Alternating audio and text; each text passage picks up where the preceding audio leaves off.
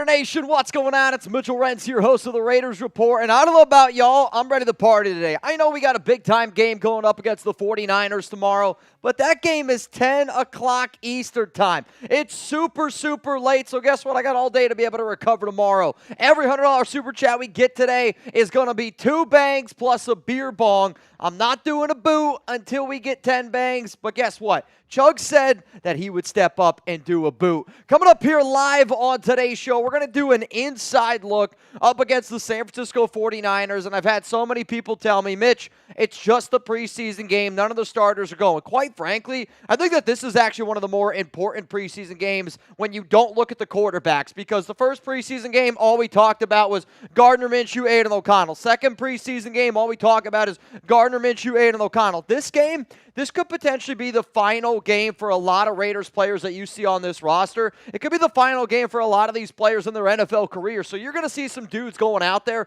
playing for their livelihood. We're going to be breaking down some players to watch up against the Niners, but we're also going to be talking about some guys on that roster bubble, players that could make it, players that might not make it. And if you haven't already voted on the live poll above, please make sure you do so, because we're going to be looking at the defensive tackle group a lot. Matthew Butler, Byron Young, Marquand McCall, Nesta Jade Silvera. If you had to pick between one of those 4 players to make this team, please go vote at the very, very top of today's poll. If you want to get in a duck race, we're going to do it at the very end of today's show. $20 Venmo at Mitchell Renz 365 is how you're going to be able to go on and get in. I've had a few people over the past few days ask me, Mitch, are we going to do a duck race? Mitch, are we going to do a duck race? Yes, we're going to do a duck race today. 20 to get in. We'll see who ends up winning it at the end of today's show. Rebel Montana said happy birthday to Max Crosby, and he wants to sing. Rebel, the only way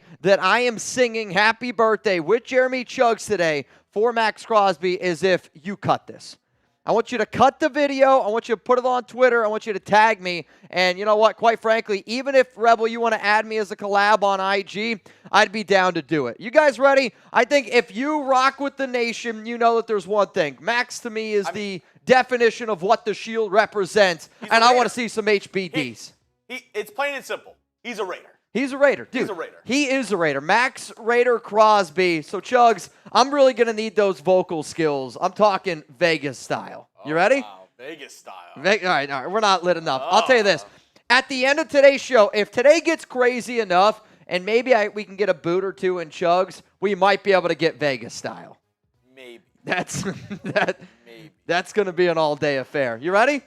Happy birthday to you.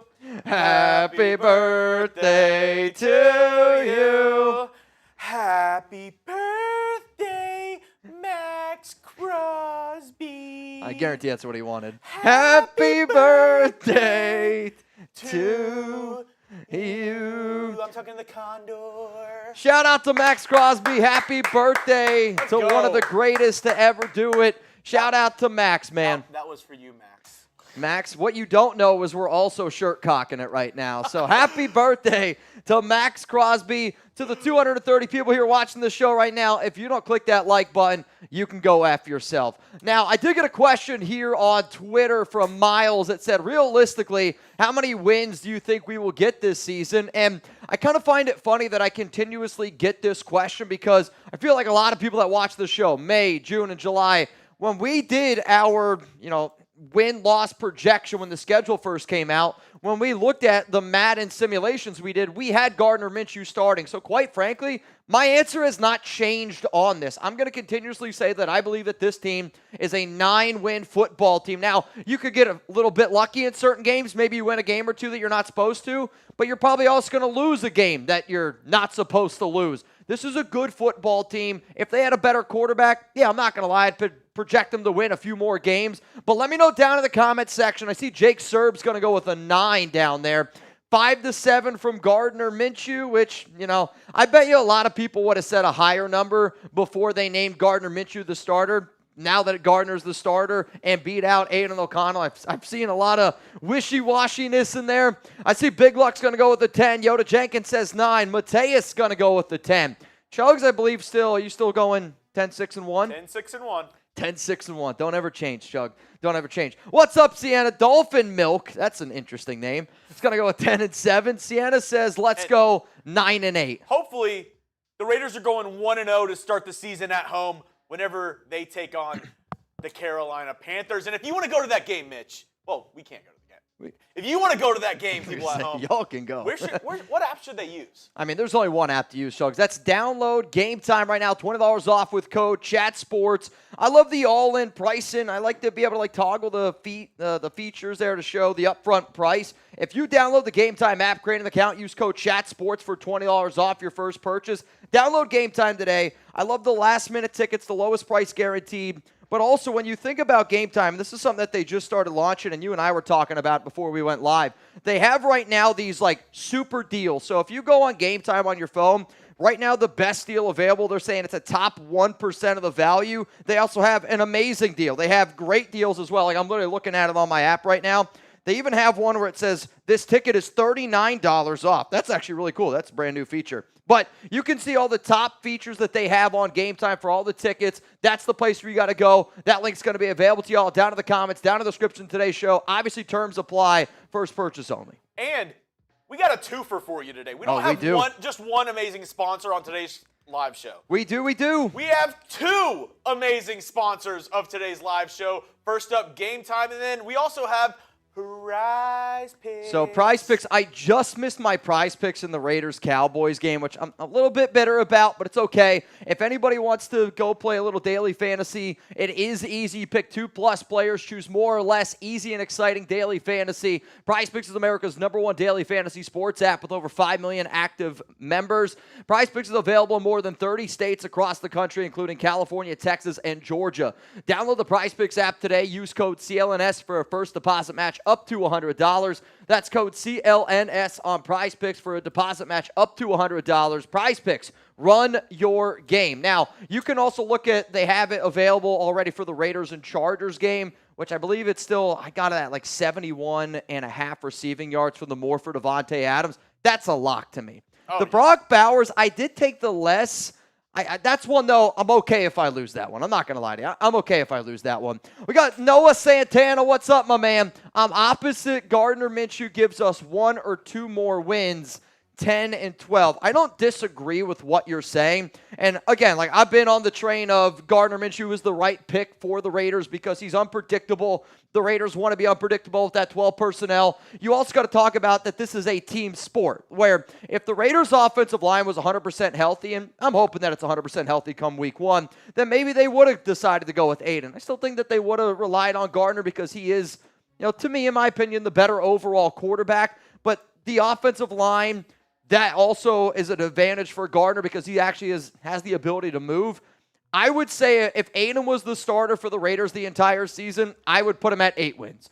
With Gardner, it's 9. I'm not going to sit up here and act like Gardner and Aiden are very different from a skill standpoint. Yeah, they're very different QBs, but the overall rating, if I was a Madden creator, I'd be like, Gardner's probably a 77 and Aiden's a 76. I have the new Madden game. I can't remember their exact overalls, but I think you're pretty close. Yeah, and I think Aiden is an underrated QB because he is a second-year guy. And, Jack Jones has been freaking out about Madden ratings and all that. But, I also think Gardner is one of those guys that year in and year out, every single person doubts him. I kind of feel like Gardner Minshew is the Raiders of the AFC West, where nobody thinks that he's going to be able to do anything. And then he just goes out there and he figures out a way and he gets it done. 7-6 last year with the Colts. That workout video. Oh, that's a phenomenal work. That's also an old workout video. If he brought back the mullet, they might go undefeated. Oh, if he rocked the mullet this year, they might go undefeated. Blaine! Craig! Did you see Ben Solak's ESPN article ranking all 32 NFL coaching staffs? He had the Raiders staff at 32 out of 32 thoughts.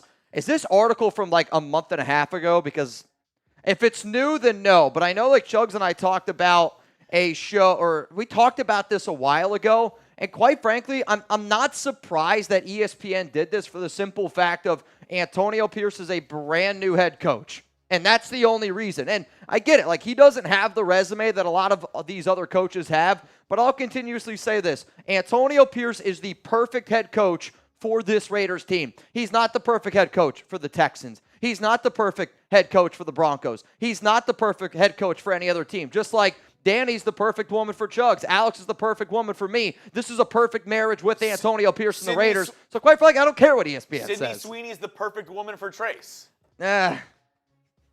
I don't know.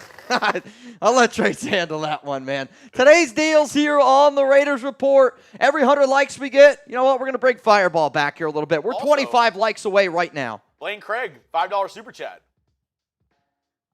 There we go. Get those reverse jumping jacks in. Every $50, we start a tuna clock. Which I had somebody ask me the other day, they're like, when are we going to bring back tuna clock? Tuna clock's a dangerous game. Now, if somebody starts tuna clock, we'll take a shot right away. $10 shots if that ends up happening. For a minute. Tuna clock can get dangerous. I'm not going to lie to y'all. Tuna clock can get a little bit dangerous. Oh, Blaine said the article released today. So, yeah, I guess they just updated the article. Yeah, like Mitch said, it's a new head coach in Antonio Pierce. They're always going to rank them at the very bottom of the league. And here's the thing. And if Antonio Pierce finishes the year and he's an amazing, I'm talking an amazing head coach, I bet you they still don't even put him in the top 10 because they're going to make him earn it, prove it, year in and year out, and that's just the way that it goes. Every 100 that we get today, I will do a beer bong. Chug said that he would do a boot once we get to 10 bangs like we do usually during game time, during the regular season. I also said that every bang that happens today, so for those of you that are competing in our bang race for August, which I'll tell you what, it is a really, really close race today and basically the entire month, every bang counts as 2. So Ed Robbins right now is in first place. He's got 12. Abjin's in second place with 11. Ira and Noah are tied with third, and then David Zahn sitting there. I mean, this could be a good day for somebody to really try to extend that lead. Whoever ends up winning our August Bang Race, reminder, you're going to get that August Bang MVP jersey signed by Chuggs and I. We'll send it to you. And whoever the MVP on today's show is, I'm rocking that jersey. We did just hit 100 likes as well. We did just hit 100 likes. I got you. Though, now that I think about it, you got to change that MVP equals a jersey tomorrow. You got to change, because Ira was the MVP from our Week 2 preseason game against the Cowboys, and I promised him that whoever's the MVP of that game, I would wear the jersey the following game. So that's on me. I owe you another shot. I owe you another one, man. You know what? I'll just do this for right now. What do you got? We're just going to change it to this. Perfecto. Yeah, just leave it like that. Here you go. You can take one with me. That's on you, too. I just don't want to do 2 yet. Hey, cheers to the nation out there, man. L'chaim. I'm not going to lie. You're right. Where recently I've been putting Fireball in the freezer. Chuggs is like, let's put it in the fridge. Because when you put it in the freezer, it's definitely more syrupy, which I think if I were to drink it on rocks, I like it more. But for this, when the amount of shots that we're probably going to partake in today, it is better in the fridge. I think it's better in the fridge. Danny. What up, Danny? Maybe the brother or sister of Jaden. Potentially. Is he okay? When it comes to the NFL draft in 2025, you have the choice to take either Cam Ward, Jalen Daniels from Kansas, all right, or Jalen Milroe for the Raiders. Which one would you pick? Noah Fafita. I'll say this. I'm going to go Cam Ward, and I'm not going to – obviously, there's a lot of different things that can end up changing, but Cam Ward to me this year – is kind of like the Jaden Daniels of last season. And I don't even know if Ward's going to be able – I'm not saying Ward's going to go out and win the Heisman. That's not what I'm saying. I'm saying Ward from Washington State, you can see that he's got a lot of talent. Now he transfers to a better school. Definitely a player that I'm going to be keeping a close eye on. The other player, though, Jalen – this is between Cam Ward and Jalen Milroe to me, and quite frankly, it's not close. I think Daniels from Kansas is a really good story, and I think everything going on right now with the Kansas football team is a really good story, as I get an applause from the audience out there. But, Ward to me is the better passer. Jalen Milroe's the better athlete. If I'm going to run an offense that's kind of like the Philadelphia Eagles, where you're hoping Jalen Milroe turns into Jalen Hurts, in my opinion. Where I'm looking at Cam Ward, and I think Cam Ward has some of the skill set. I got to watch more tape on him. There's so much that can change. But he at least has an arm to me to be able to compete in the NFL. What? Noah Fafita last year. Who? Noah Fafita. All right, this is the quarterback from Arizona. Arizona guy. 72.4 completion. He was starter for 12 games. Okay. First year as a full-time starter. 72.4 completion percentage. I'm listening. Over 2,800 yards. 25 touchdowns. Pretty good. To 6 interceptions. And then I'm not going to lie to you. I promise you this year, and I want you guys to be able to do this with me, because the amount of questions that I've been asked of, which quarterback should the Raiders get next season? I mean, if the Raiders make the playoffs, I don't think we're going to have that type of conversation. If the Raiders are bad at the QB spot, then yeah, we're going to have that combo. But like this year when I watch college football, I'm not going to watch it for like the big game. I will watch college football this season to scout quarterbacks. Like, that's what I'm going to do. Now, there's definitely certain games that I'm going to be tuned into. Ohio State, Michigan, OU, Texas down here is a really big deal. Texas A&M. Ooh, that is the game of the year. No, it's not. Dude, they are one of the most bitter rivals, and they haven't played each other in 10 years. That game is You're saying that because you live down here. Dude, I'm telling you. It's not even a top 5 rivalry in college football. It is. Is Texas A&M a top 5 rivalry in college football? Coop, come on. But you're talking to Coop. He's the biggest Texas fan I've ever met. Tex. Yeah, exactly. His name's Tex for the Christ. No.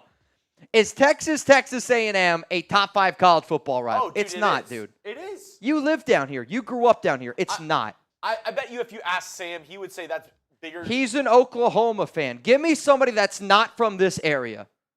No way. I'm telling you. I think Notre Dame USC is a bigger rivalry. You were tripping. Am I? Again, I'm not the biggest college football person. I'm not going to sit up here and do that, but I don't think that it's a top 5 rivalry. I think it is. It's a good one. Maybe it's top 10. I hate to break it to you. I see nothing but no's down below. Name 5 that are better.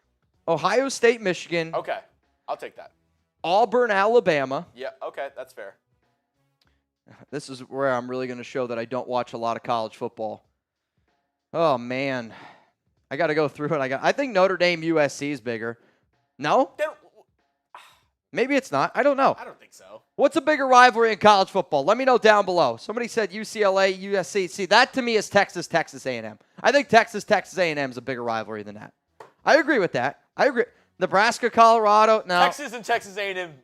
I got to see more. Let me look up best rivalries in college football. Okay, let's just relax here. Florida, Georgia might be there.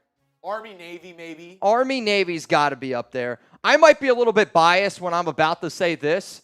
Lehigh, Lafayette, which is the longest rivalry in college football. Lehigh, Lafayette. Tell me where Lehigh is, and I'll give it to you. I've been to that game 4 times. It's unbelievable. Oh, my God. My cousin played at Lafayette. Oh, but, okay. It's an unbelievable game. I mean, it's the biggest. It's like their version of Ohio State and Michigan. Let me see here. I'm trying to look at an article, and this article is just horrific. All right, so Alabama, LSU. Is that better? Oregon, Oregon State. No. Florida, Georgia. They're saying UCLA, USC. They do have that one in here. That's kind of interesting in this article I'm looking at. Florida State and the U? That's got to be bigger. Notre Dame, USC makes the top 5. Oklahoma, Texas is bigger. Army, Navy is bigger. Alabama, Auburn is bigger. But it's not top 5. But see, you're saying Oklahoma, Texas is bigger. I would say Oklahoma fans and Texas fans both agree. No way. That Texas A&M is bigger than OU versus Texas. You're higher than a kite. That's the dumbest thing I've ever heard. Oh, dude. How many Texas fans care about the OU game? Honestly, I won't even get mad. I won't even get mad at y'all if you unsubscribe. I won't even get mad if you unsubscribe. This is ludicrous. How many Texas fans care as much about OU this year as A&M? Can somebody... I have no idea what you're talking about. You don't... Tex. We're going to need a new producer. Texas, this is bad, man. Okay, would you rather Texas this year beat OU or beat Texas A&M? You'd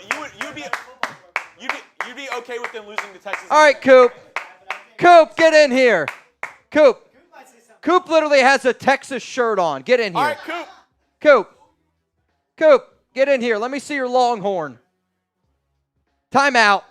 We got to settle this debate. Are you on Chuggs' side or not? There's no way. Dude, I'm telling you, growing up, it was always, maybe it's a Houston thing. I don't know. it was always Texas versus Texas A&M. And I agree. Since I've moved down here, it's true where there are people in Texas that I feel like only think about Texas things. Dude, And Texas versus football Texas, down here is big. I get it. telling you, Football's Texas, big down here. You're Bro. only saying that because you went to Oklahoma. Nobody gives a Bro, crap OU, about Texas, Oklahoma. the entire city shuts down.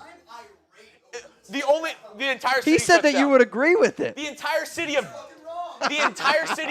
Dallas shuts down for it. No way. Yeah, I don't know, man. Coop, Sorry. come here. Check your Slack. There's no way, dude. Coop. There's no way. See, Coop's agreeing with me, and that's why they're all attacking him. Coop. Coop. Oh, see, we can't even get him. We can't even get him in here. See, They here's know the I'm other. right. Here's the other problem, though. Coop also hates Texas A&M. Coop, come here. I don't know, Come man. here. Help me talk some sense into these guys. Somebody boo Chuggs. You're telling me Am I right? Texas A&M is bigger than this Texas year, OU? For this year especially. No, we're not Texas talking about A&M this versus year. Texas is way What bigger makes than Texas college OU. football rivalry is Dude, year look- in and hey, year out. look It's what- not just look what one shirt year. he's wearing right Of now. course. I'll say this. I hate Texas A&M way more than I hate Oklahoma. Exactly. But does that make it? But that's not even the same question. You hate your rival the most out of any team that you play. If you hate Texas A&M more than any other team, that makes them your biggest I know rival. people that hate the 49ers more than they hate the Chiefs, but the Chiefs are still the bigger rival. Maybe not for them. If you hate the 49ers the most out of any team in the NFL, that would be your biggest rival. No. If you look at what It's hard to decide. if you look at what a rival is, a rival This is is somebody that unbelievable. you hate the most. They are your biggest mortal enemy. No. That's literally what it boils down to. Scheffler, I hear you. All right, we're going to talk back to Raiders. I got a question here from is that the Oder 18593? Is Trey Lance better? I think it's a Theodore. A Theodore? I can't read. Glad I could make that happen for you. By the way, how much would Trey Lance cost? So I saw this question, and I basically said that I wouldn't trade for Trey Lance because I think that Aiden O'Connell is better, and I think Gardner Minshew is better. But since we saw that last preseason game up against the Dallas Cowboys, there was a lot of people like Mitch. The Raiders should go out and trade for Trey Lance. The only way that I'm trading for Trey Lance is if he's better than Aiden O'Connell. Then he's better than Gardner Minshew. So my question out there to everybody is Trey Lance better than Aiden O'Connell or Gardner Minshew? I'm going to give some shout-outs here on the Raiders Report, but I did just get word from somebody, and this one's rolling in from Noah Suavemente. Bang! Fire me up, Noah. What's going on, my man? Noah Santana, which, by the way, again, Banks count is double today. I just want to say thank you to Coop for being the only person in the office with common sense. Yep.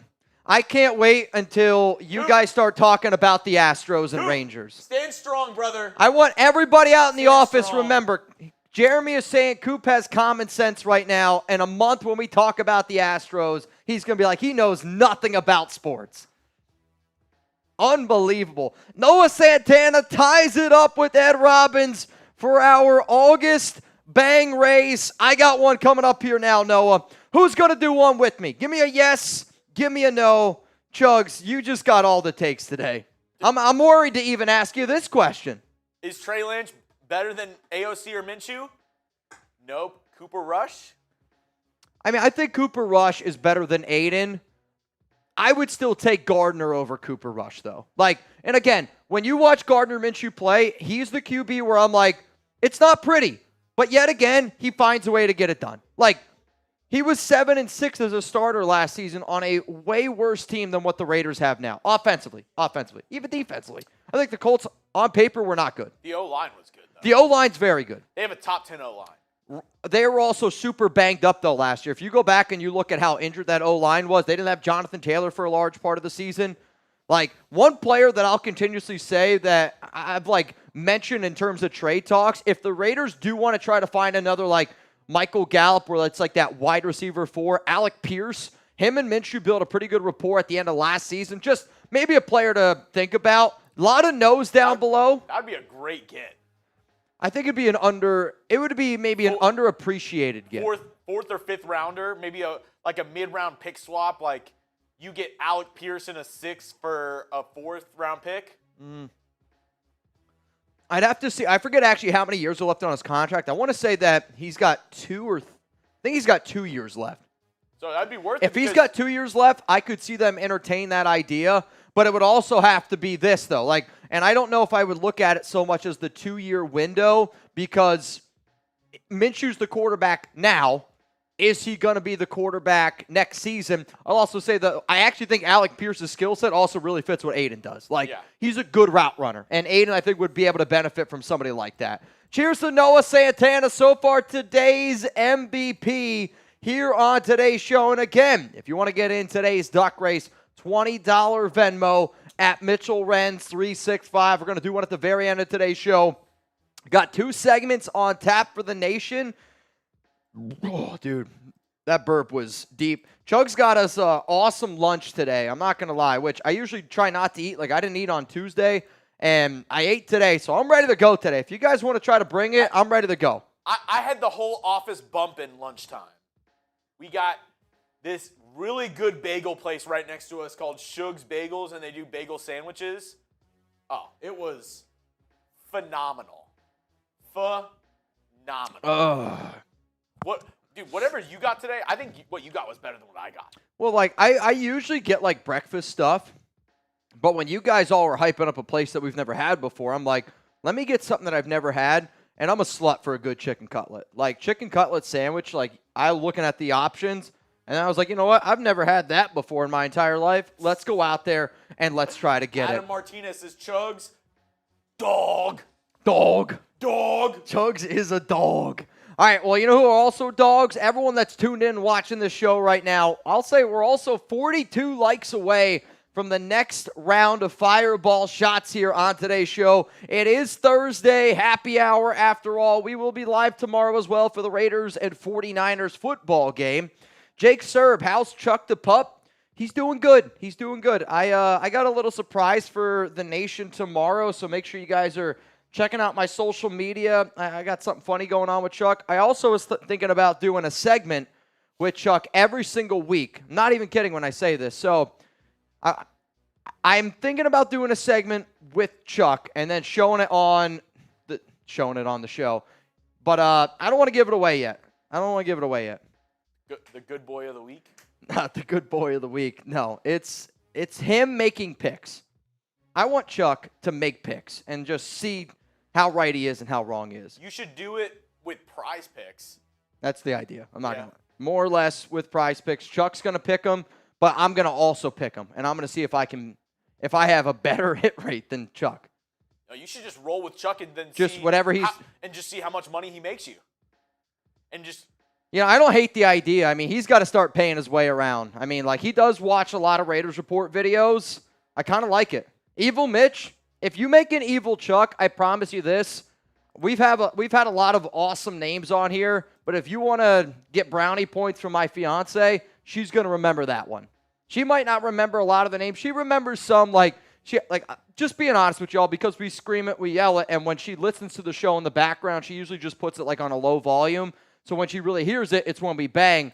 She knows obviously names like David Zahn. She actually loves the Noah Santana because of the Suavemente thing.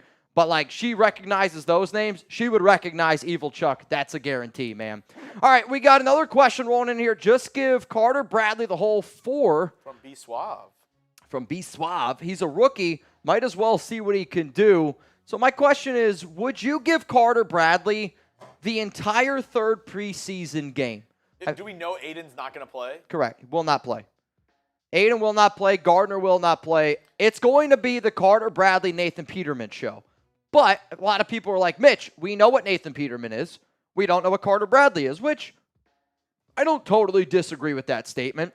But the idea of giving him the entire game, would you guys do it? Yes or no? Would you give him the entire game? It's a lot. I mean, it's a full game. Are they going to let him throw? What do you got? I want something on the record. As someone who has not watched a lot of Raiders football in the preseason, will watch the end of that Cowboys-Raiders game, Carter Bradley might start a game for the Raiders in the regular season this year. He is a dog. That's a take. That's a take. That's wild because I was legit going to just say the opposite of what he said. He didn't even get to throw the ball in his first preseason game. They ran. What are they going to let him do? I mean, I'll say this. Bradley did look better in the second preseason game. Like, he did. But to that point, you also got to think about you can only look better when you don't throw the ball in the first preseason game. Like, does that make sense? Like, I think Bradley, and I think for a lot of people that watch the show, I was talking very highly about Bradley back in May, June. Heck, he was a player that we had on our 53-man roster projection because I was hearing that he was looking good. I do say that is a wild take by Rolly, and I think there's no way that happens.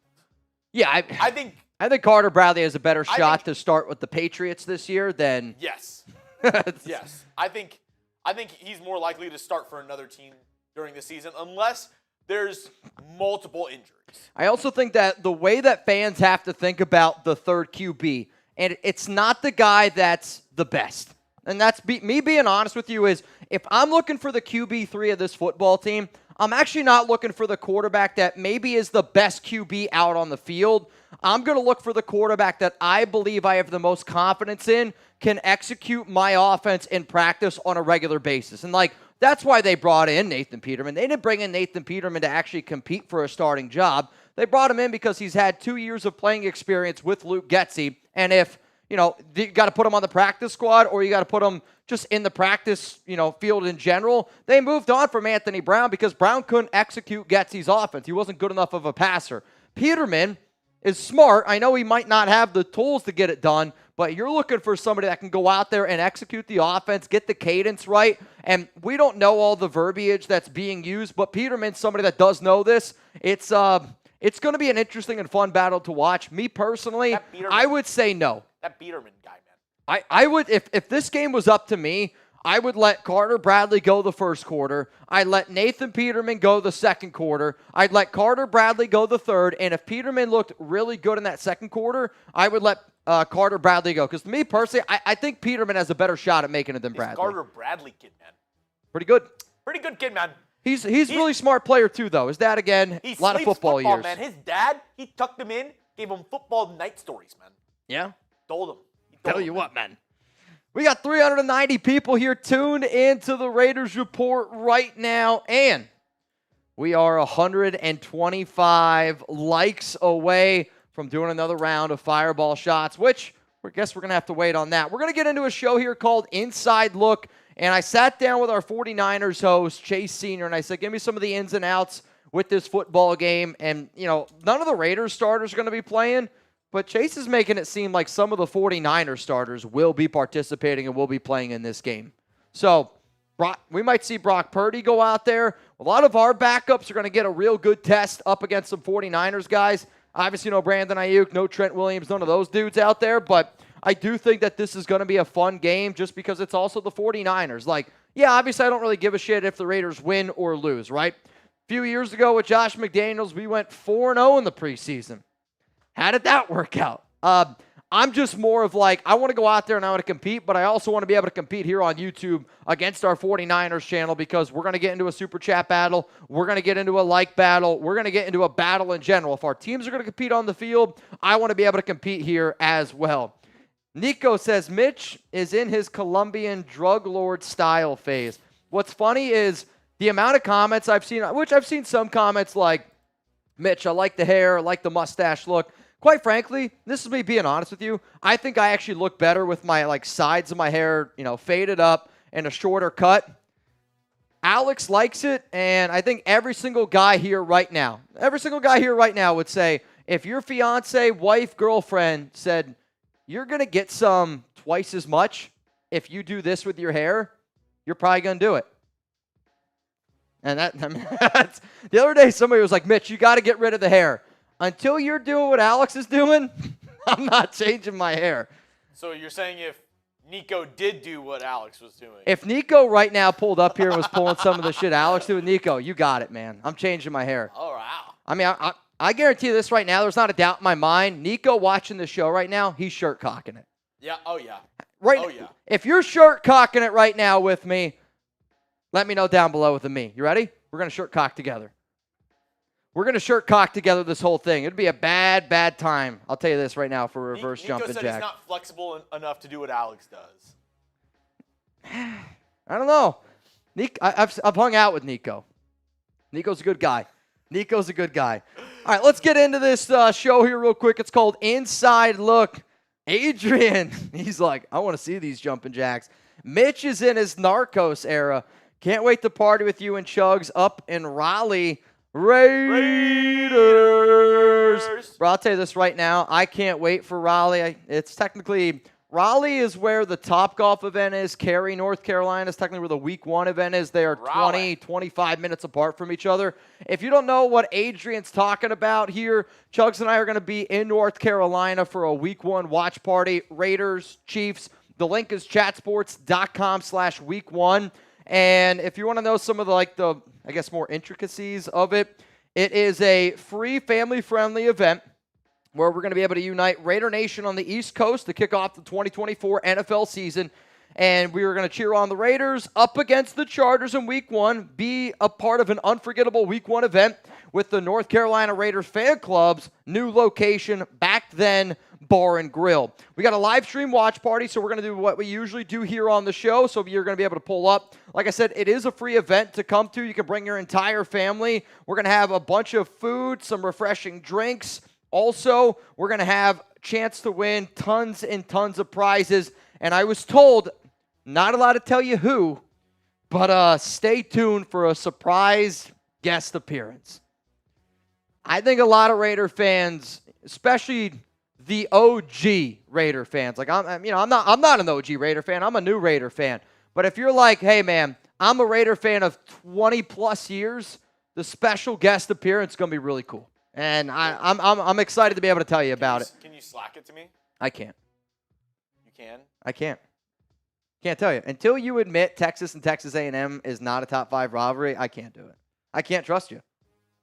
I can't. You're just gonna blurt it out. I will not. I unfortunately, based on your actions today, I can't trust you. I can't do it.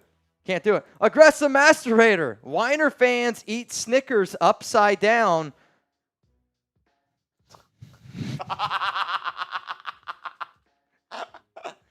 Holy shit. Oh my goodness. I'm not going to lie.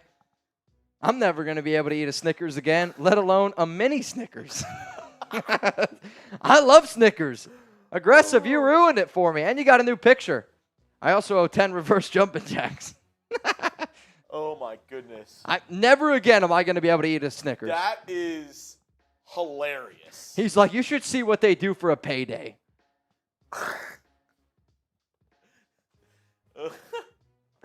Oh, my God. Dude, that is... Weiner fans eat Snickers upside down for the veiny texture on their tongues. That's an unbelievable statement. Jake Serb just said giggity. I think that deserves more than a giggity. I'll tell you that right now. Super chat rolling in here from Roy Hobbs. What up, Roy? Dude, that is... Appreciate you tuning into the show. I feel like Josh McDaniels may have been one of the top 5 offensive minds of his generation. If the generation is 1890, then yes. I was going to say, what generation? He was probably the best. Josh McDaniels was probably a top head coach back in the 1900s. Like, back in the, what, you think, from the year 1900 to 1910, Josh McDaniels was probably the top offensive coordinator, offensive mind in the league. It blows my mind that guy got a job multiple times. Not once, multiple times, man. Adrian, want to race Chuggs in a boot race. So this is how I've done it before. I don't know if you do. do. And this is how, if we did do it, this is how I'll do it again. Because it wouldn't be fair for me to do it and only race one person, because then after that, everybody would be like, I want to race Chuggs. I want to race Chuggs. So what I would do if we did do this, Adrian, which I have to figure out my bagging situation to see if I can bring a glass boot with me in my carry-on. I'll say this. I can probably do it. So what I would do is I would do one at the beginning, Okay. film it, time it, do one, and then I would have the boot there for other people to attempt to beat my time. Oh, that's actually a good idea. Would you guys be okay with that? Because I can't race every single person who wants me to race, but I can put up a time and then see if anybody can beat that time. That's kind of fun, actually. What if we did this? Hear me out. We recorded you, right? Like exactly like you're saying, doing the boot, you put it down, and then we would record that person trying to beat it. We could make a video of it like side by side and just see how many people challenge you and probably fail. Though the only thing that we'd have to figure out is, which they have tons and tons of beer on tap. It would have to be the same beer. So like we would have to make sure that the beer that you drink, they can also get. Because it wouldn't be fair if you're drinking Miller Lite and then they're taking Guinness. down a Dos Equis, or not a Dos Equis, or Guinness. Yeah, the Guinness boot was the craziest thing I've seen in a while. I mean, that is... We are 1 like away from 200. If you haven't already, make sure you click that like button. Jansen, good idea, Chuggs. When someone beats it, you have to post you beating that time. I'm quite frankly, Jansen, and I'm a big believer of you got to give everybody a chance. What if we did this? If somebody beats your time and I watch it, I'll give you $100. I was just going to say they could get a prize. Okay. Maybe that's a prize. I was gonna say, I'd give it if you could beat Chuggs' boot time and I get to watch it and we videotape it, and if you allow me to share that video on our YouTube channel, I'll give you $100. Like I would, and it's no disrespect to anybody in this chat right now, but I have never seen anybody beat him.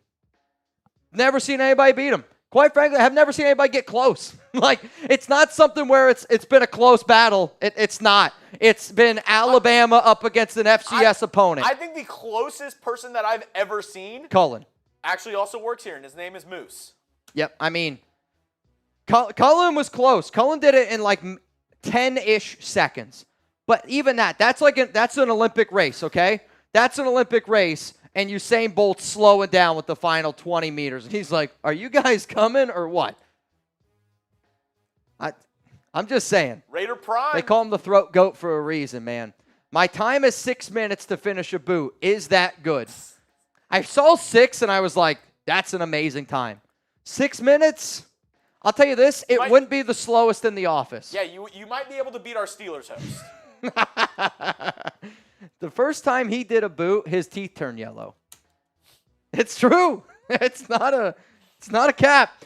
Shout out to the nation, man. Appreciate all y'all always pulling up here on Raiders Happy Hour. I know that somebody today was like, are you really going to do back-to-back days? To be honest, I'm going to drink probably more today than I do. Depends how this show goes, obviously. But like Happy Hour, I designed it where I was like, I'm ready to get a little bit more wild today. Take it a little bit slower during game days. That way, we just pay attention to the game a little bit more. Though, I mean, tomorrow might be the closest thing we have to Thursday Night Football for quite some time. Yeah, I was going to say, if there's any game day that we can get crazy, it might be tomorrow. I don't know if that makes it harder, because it's going to be really hard for, like, we talked about it in the office. We, know all these guys. We know all the, UDFAs and guys on the field. But then once it's running around and then you see, a number 43. Yeah. And you're like, this is the 5th string DB. I'm like, wait, who's 43 again? I think it's also like you're just so used to seeing certain guys in certain positions on the field, right? Like if I see a linebacker, immediately I'm like, all right, that's Robert Spillane, Divine Diablo. And then you're like, oh, wait. You pause for that second. You're like, was that Divine or was that Amari Burry? I saw a 5. Was it a 5.6? Was it a 5? I mean, it's a constant battle when you're watching a preseason game, which I think a lot of the Raiders fans right here watching would probably agree with. All right, y'all, let's get into our first show here. It's called Inside Look. We take an inside look against the San Francisco 49ers. I sat down with our 49ers host.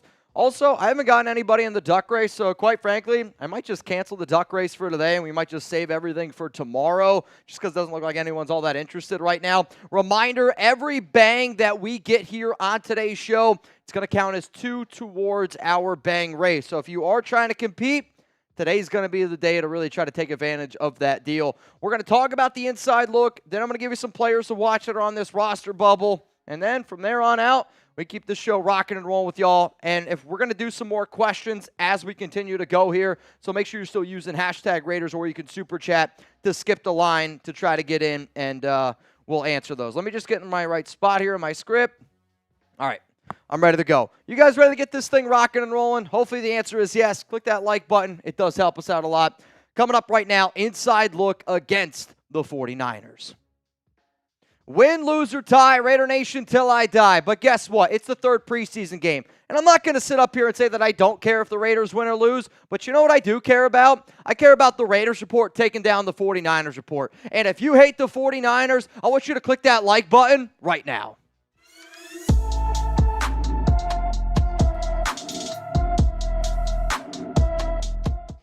Raider Nation, what's going on? It's Mitchell Renz here, host of the Raiders Report, and you're watching the inside look up against the 49ers. Every week, I'm going to sit down with the host of our opposing team. This week, I sat down with Chase Sr., and I said, hey, give me your 5 biggest storylines around the 49ers, and on top of that, what are some of your biggest strengths and weaknesses? That way, I know how the Raiders can take care of business. This is definitely a show more designed for the regular season. It's a lot harder to predict in the preseason, but I just wanted to give you guys a little bit of a look here of what we're going to be doing during the regular season. So our Week 3 preseason challenge, right now we are 2-0. I want to keep it that way. I want to make this one 3-0. I need my inside look video to get more likes than our 49ers host. His video is going to go out pretty soon, quite in fact. So if you could help me take down the 49ers fans who have been a little too cocky as far as I'm concerned towards us Raiders fans, make sure you click that like button. Make sure you're pulling up for our watch party, Raiders, Niners, Friday night. We're going to get started an hour before kickoff.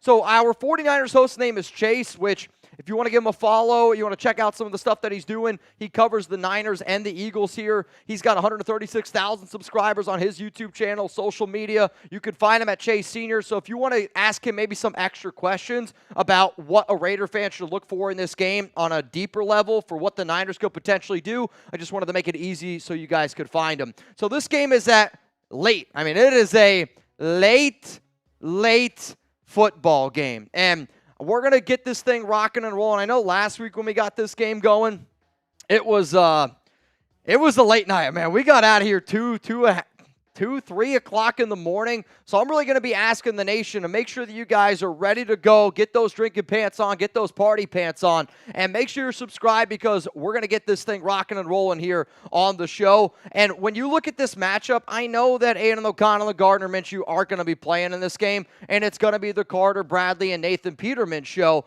But like, one of the things that we got to be able to look at here is, all right, how are the 49ers going to try to do what they're going to do in the preseason, which then I think helps us figure out what the Raiders could potentially do on top of that. So coming up here, I got the top 49ers storylines entering this game. And for anybody that watched our video last week against the Cowboys, one of the things Tom said was, hey, they're going to try to return every single kick. They did. They returned every single kick. They talked about a lot like what they're going to try to do with Trey Lance. They did exactly that with Trey Lance. He said that none of the starters are really going to play. None of the starters really played. So I think when you know that other side of it, it helps you paint a better picture of what this game could look like, especially in the preseason. That's important because we know the Raiders side of it, but do you know the 49ers side of it, which, again, it's important for the preseason. So the first thing that he said for a storyline in this game is the Brock Purdy struggles. And Purdy's been struggling a little bit. You know, he hasn't had a healthy offensive line, hasn't had a lot of his starters in there, hasn't had a lot of his ones out there on top of that. And I don't blame the Niners for not putting some of their star players at risk. But why this is important is because I want to see some of these backups up against a legit starting quarterback in the NFL. No disrespect to Sam Darnold. He's a fringe, legit starting QB in the NFL. Trey Lance, Cooper Rush, not starting QBs in the NFL. So how does this defense, a backup defense, with guys that are fighting for their job, do up against a dude like Brock Purdy? Let's go to the next tier big-time storyline for the San Francisco 49ers, and it's their wide receiver they drafted in round 1 out of Florida, Ricky Pearsall. He hasn't practiced yet. I don't know if he's going to be able to get out there. We've been obviously worried about Jackson Powers-Johnson. This is also a player that they're kind of concerned about. If they lose Brandon Ayuk, they need this dude to be able to step up here. If he does get an opportunity to go out there and play, how do our corners go up against him? How do they end up handling that challenge? I would love to see Ja'Cory Bennett up against him, but again, Antonio Pierce said none of the starters are going to be playing here in this game. We got a few more big-time storylines to get here. One of the next things is around their defense, and when you think about the 49ers, I know I do personally, I think about that defense. And they statistically, according to PFF, have been the worst defensive team in the preseason. And maybe it's they're not trying to tip their cap. Maybe it's they're not trying to go out there and show too much of what they're going to do. But these PFF preseason grades are really bad. The overall defensive grade, worst in the NFL. Tackle grade, worst. Second worst in the coverage area. Fourth worst in the run defense area. So, like, if I'm the Raiders and I look at some of these metrics here, there's no excuse for you not to be able to go out there and at least execute your offense. And I'm not going to judge Carter Bradley. I'm not really going to judge Nathan Peterman. Quite frankly, I'm going to be looking at some of these other positions who I'm really going to look at. Luke Getsy's got to be better, but Mitch, it's just preseason. And I don't want to tip the hand totally, right? You don't want to show a lot of the plays you're going to do in the regular season.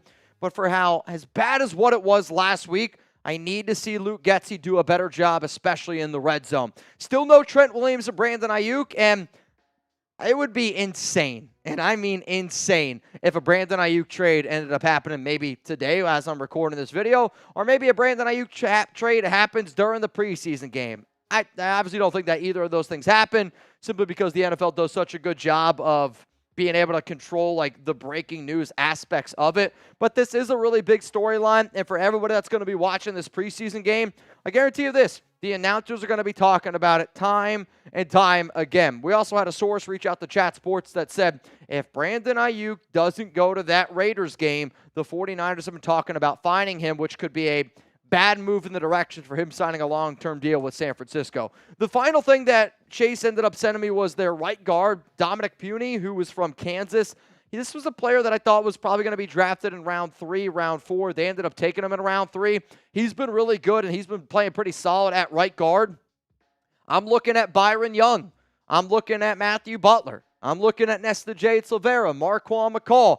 I don't know if Tyree Wilson's going to be playing in this game, but I've seen the viral video of Tyree Wilson getting pancaked, and quite frankly, he might still be buried in that Allegiant Stadium grass. I don't know if he's going to play, but when you know that another one of their players who's fighting for a spot, another one of those players is going to go out there and continue to compete, how does our defensive tackles look against that guy? You're not going to see John Jenkins. You're not going to see Christian Wilkins. You're not going to see Adam Butler in this game. But every other player that's mentioned up there on that screen, I want to see how they do up against a guy like Puny, a player that is already showing you that he has a chance to start here in the NFL. Now, when you look at the 49ers offensive line depth chart, this is from our 49ers show, and I know Puny's there buried a little bit, at least that's what it says, but what's also very interesting about the offensive line for the Niners is our offensive line coach, James Craig, used to coach that unit last season. So how does Puny look? What does he look like from top to bottom? Does he have a chance to start at right guard? I want to see how our defensive tackles in a very heated battle look up against a guy like that. Coming up next here, we got the Raiders storylines entering this game, and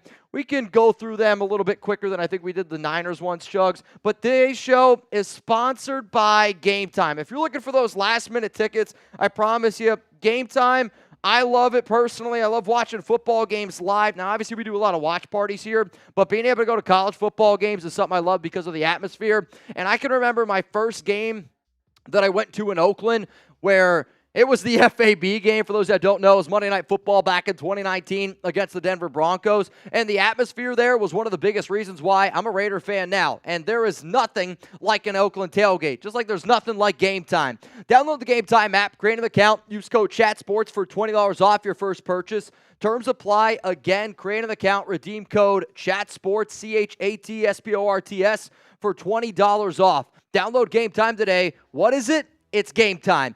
Yeah, I love the curated deals, which makes it easier to find the best price and the great seats. Seat views before you buy, that lowest price guaranteed. You have the event cancellation protection, job loss protection, and this new feature, which I got to give Chuggs some credit here. He was playing around with Game Time, and he was like, dude, you got to check out these super deals. So the super deal is essentially like the best deal for that game. So right now up on screen is the Raiders and the Panthers game. And right now I'm looking at lower corner, 105, row 8. This is a top 1% deal on Game Time. So the best of the best. You can get that for $445. I'm just saying, I've seen a lot of Raiders tickets out there. $445 for lower corner, 105, row 8. Very good. I also like it because it shows like an amazing deal. It shows great deals. Like there's one ticket that says, hey, this is $34 off right now. And I love the all-in pricing so you know exactly what you're paying for. So if anybody enjoyed what I just said there and you're like, all right, I would love to be able to go to a Raiders game. You want to go to the Panthers game or go to the Chargers game for all of y'all out in LA?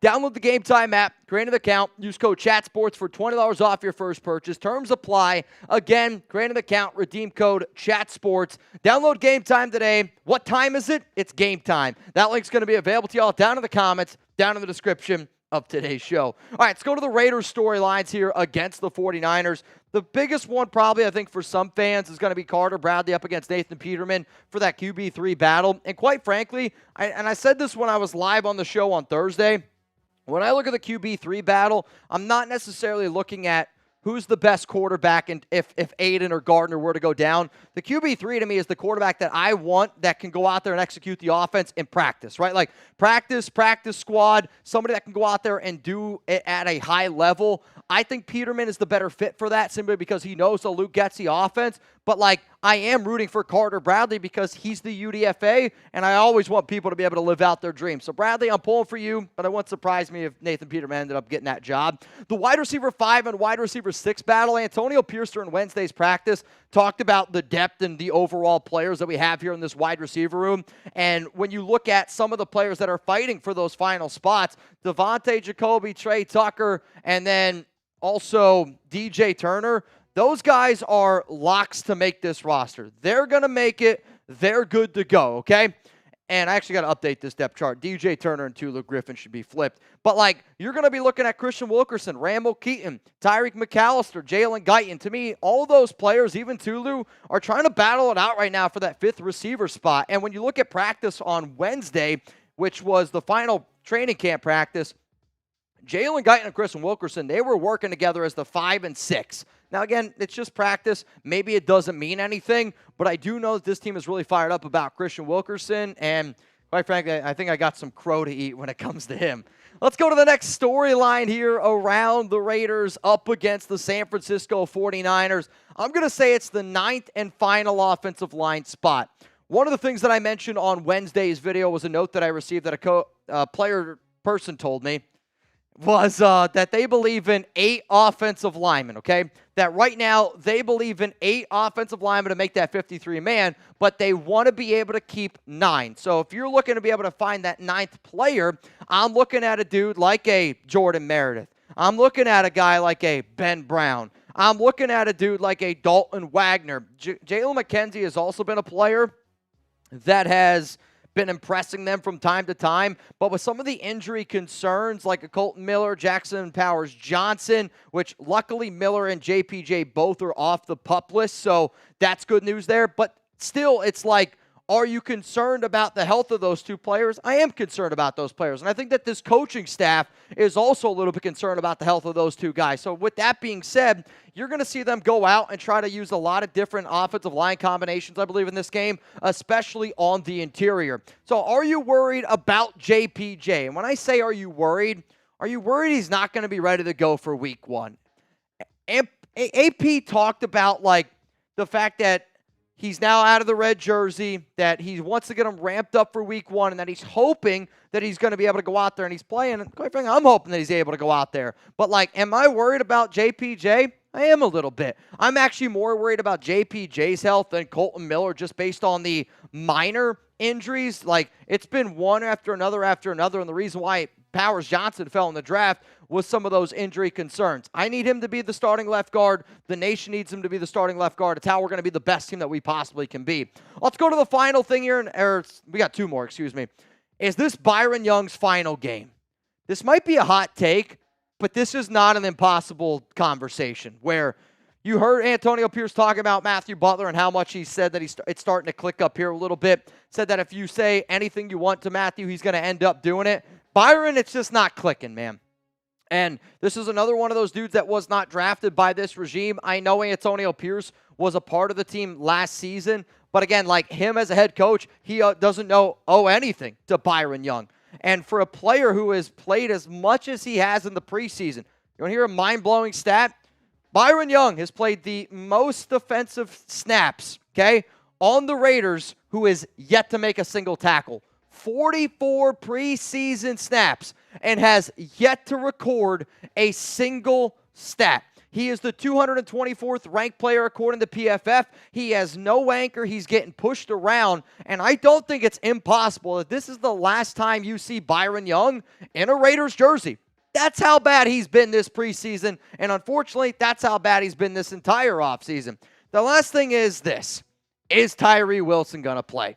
I thought it was strange that Wilson was unable to practice on Wednesday. There's been a lot of speculation around Wilson from people like Jeremy Fowler. I told people after the Raiders and Cowboys preseason game that there was a certain team, it was the Dallas Cowboys, that was looking into potentially getting Tyree Wilson. We talked about it multiple times this week on the show because we were told that the Cowboys were looking for a defensive tackle. I'll say this, and I'll admit that the Cowboys went out. They signed Linval Joseph, so now I don't know if it makes as much sense for them to target a player like Tyree.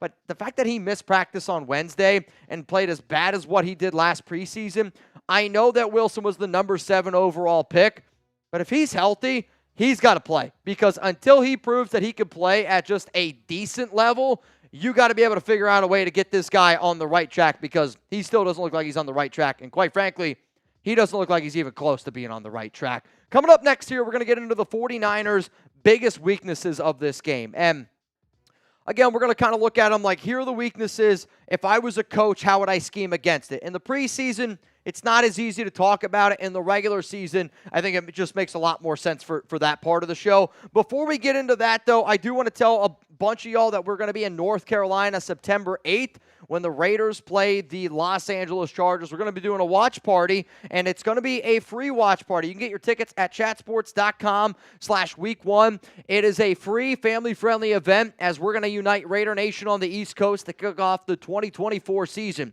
Cheer on the Las Vegas Raiders. They face the LA Chargers in Week 1 and be part of an unforgettable Week 1 event with the NC Raider Fans Club. New location, Back Then Bar and Grill.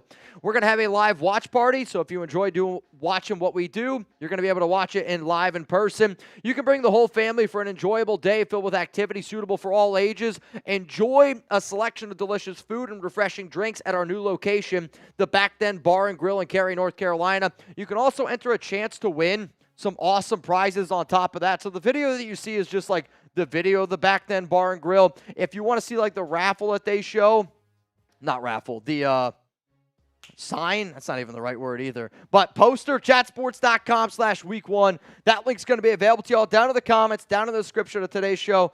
Also, I'm not allowed to tell you who, but stay tuned for a special appearance. That's all I'm allowed to say. I think some of the OG Raider fans are really going to like it. chatsports.com/week1. Flyer, thank you so much, Adrian. I couldn't think of the word. Flyer, man, oh man, it's not good. Not a good day. All right, we're going to keep it going here. 49ers' biggest weaknesses in this football game and how the silver and black can take advantage of them. We're going to look at it on the offense and the defensive side.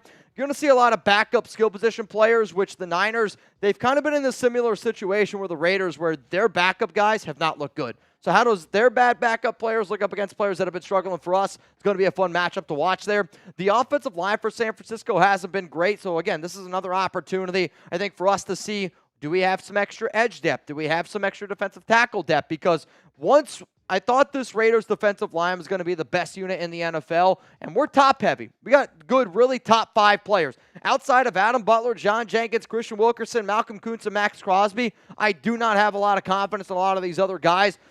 Janarius Robinson's been playing well, but again, you know, Janarius Robinson, if he's your 6th guy in your line, that's a problem here.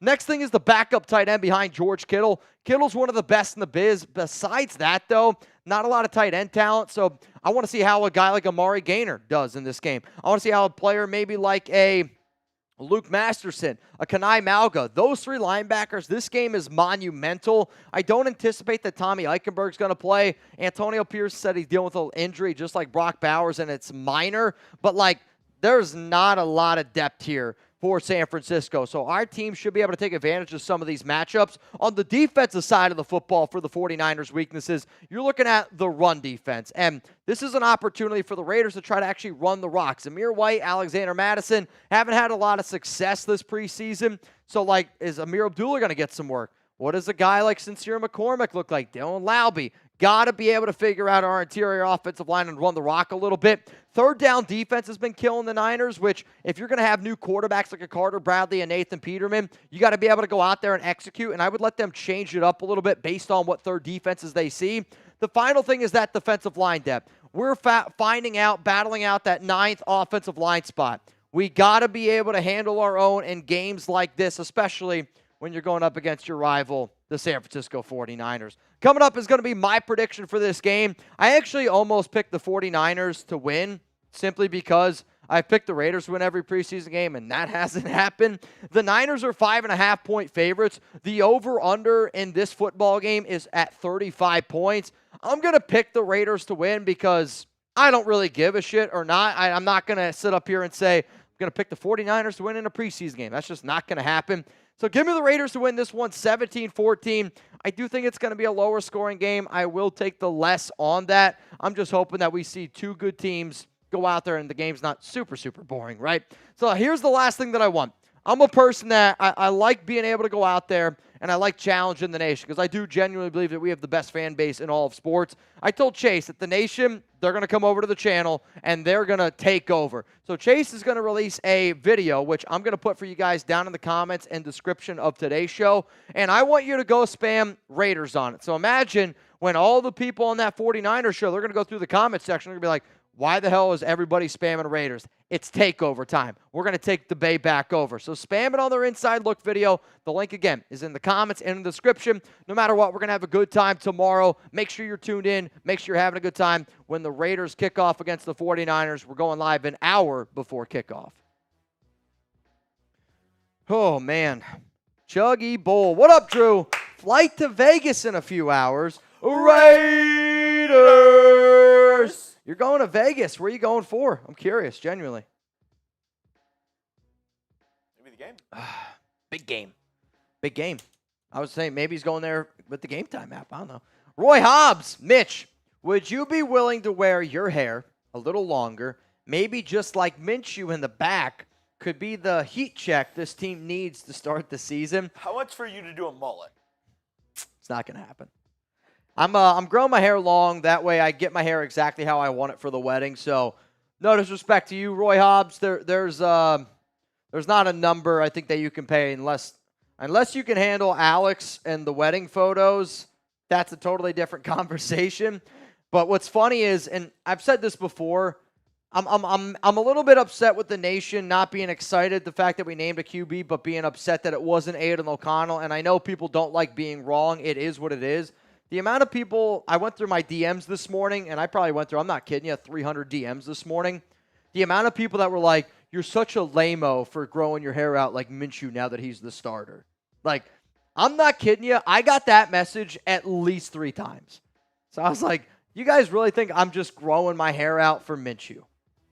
I'll tell you what, though. If I get Minshew on the show, maybe that would be enough reason to do it. Your hair grows nothing like Gardner Minshew's. My hair is very curly, which I know when it's short, it looks a lot straighter. My hair is actually very curly. Minshew's hair is just as straight as can be.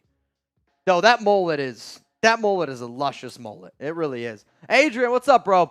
Just a fantasy. Imagine if Carr gets benched behind Rattler, then gets traded back home, a.k.a. Vegas, and Devontae is happy and we get a playoff run.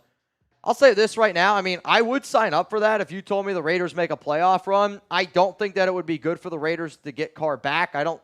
And again, I think you just got to move on from it, where I know fans love DC, but he is, he hasn't won anything in 9 years, went to one of the worst divisions, if not the worst division in the NFL last season, and still finished below 500. Like, if we're going to go out and we're going to trade for a quarterback, I don't want to trade for a QB like Derek Carr.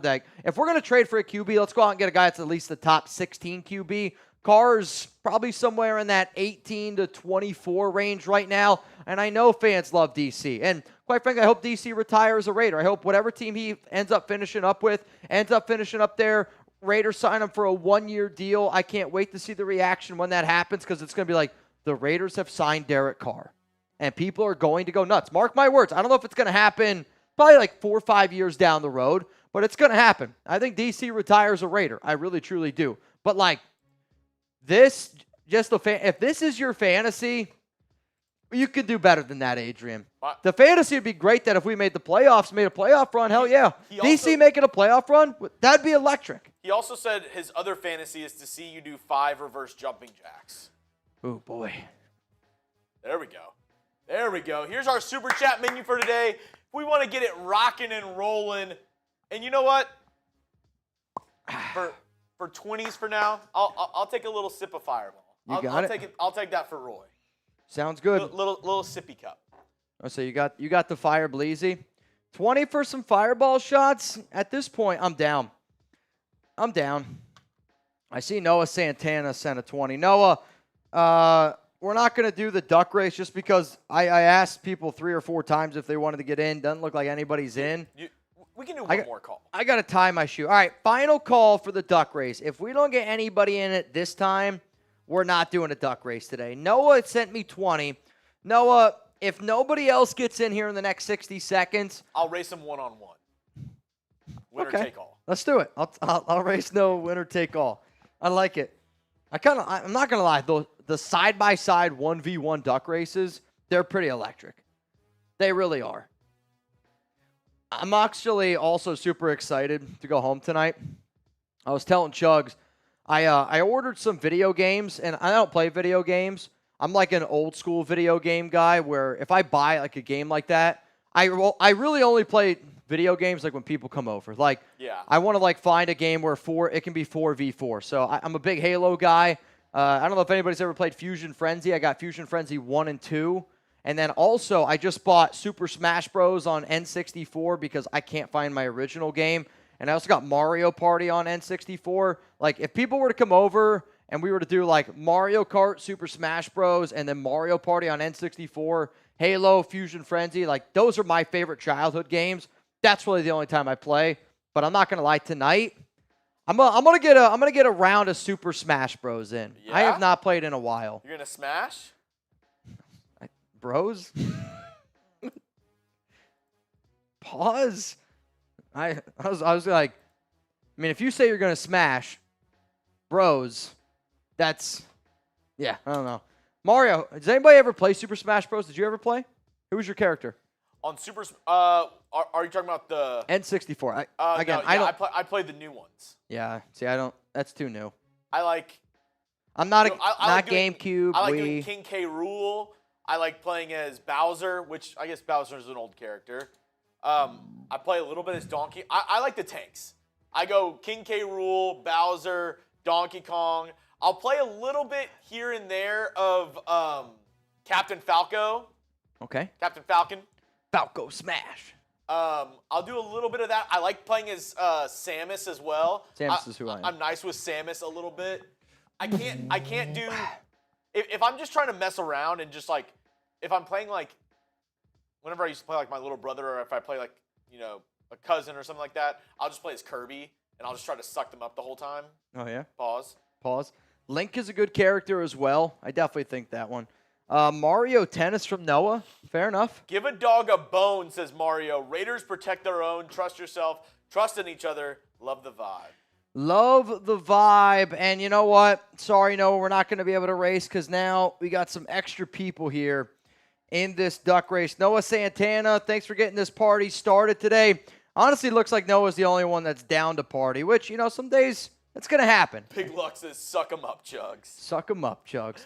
I also see, looks like, Noah, you in? Oh, Mr. Game & Dude, if you're good with Mr. Game & Watch, that's the most annoying character out there. Justin Gilbert. I actually think the most annoying character is Kirby because he's really difficult to get rid of. Or Yoshi. He just sucks you up, shits you out in an egg. Have you seen, well, you haven't played any of the new ones, have you?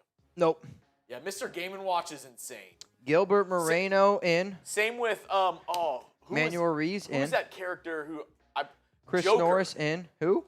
There's a character on there, Joker. That character's insane in the new Super Smash Caleb, Bros. you in. Charles, you in. So Also, right now, If people play as the 20 to win 80. If people play as the Minecraft character Dave or whatever, that's tough. Yeah, see, you're speaking a different language. Did you play as the twins? What are the Ice Twins? Why can't I think of their name right now? I don't know. You're GameCubing it right now. You're GameCubing it up. Ice Climbers. Yeah, you're just no idea. Let's talk about a question that you do know about then. What's up, Ira Jackson? Mount Raidermore here in the building. I see Blue asked me, why are they keeping Tyree? So my question out there is, which, by the way, for everyone that's going to watch that Inside Look video, the 49ers, they just re-signed tight end Logan Thomas. So they cut him like a few weeks ago, and then they re-signed him. But, like, that would be a reason why you watch Inside Look, because Chase literally told me, he's like, the tight end depth is horrific. And he's like, it wouldn't surprise me if they went out and got a tight end. Now that I'm looking at this video, we're filming this live, the 49ers just went out and they signed tight end Logan Thomas. So just something to think about there. But would you trade Tyree right now for a 5th-round pick? Give me a yes, give me a no. My answer to this is kind of a yes and no. If the Raiders look me dead in the eyes and they go, we're only going to play him at defensive end, my answer is yes. I do it in a heartbeat. If they go, we're only going to play him at defensive tackle, I say no. Can I get a Hoya? Oh, yeah. Caleb Tarr. Chuggs just straight up naming every character. It's kind of impressive. Dude. I'm not going to lie. It's kind of impressive. One of my roommates in college that I was in college during COVID. Yep. One of my roommates in college at that time. Steve H. in. Because we had all of our classes online. Mm-hmm. We would just play Super Smash Bros. All the time. Dude, I got so good with King K. Rool. Yeah? Dude, one of that character's moves is it's basically like a shield that basically like whatever you do, it just bounces back straight at you. Like if you do like a Captain Falcon punch and I hit my like shield at the same time, it just hits that move back in your face. Oh, bro, I would destroy people with that move. In the face. But we're also keeping Tyree to Blue Skies because you can't cut him. Like, I know I put out a video about surprise cut candidates because it would surprise me if they cut him.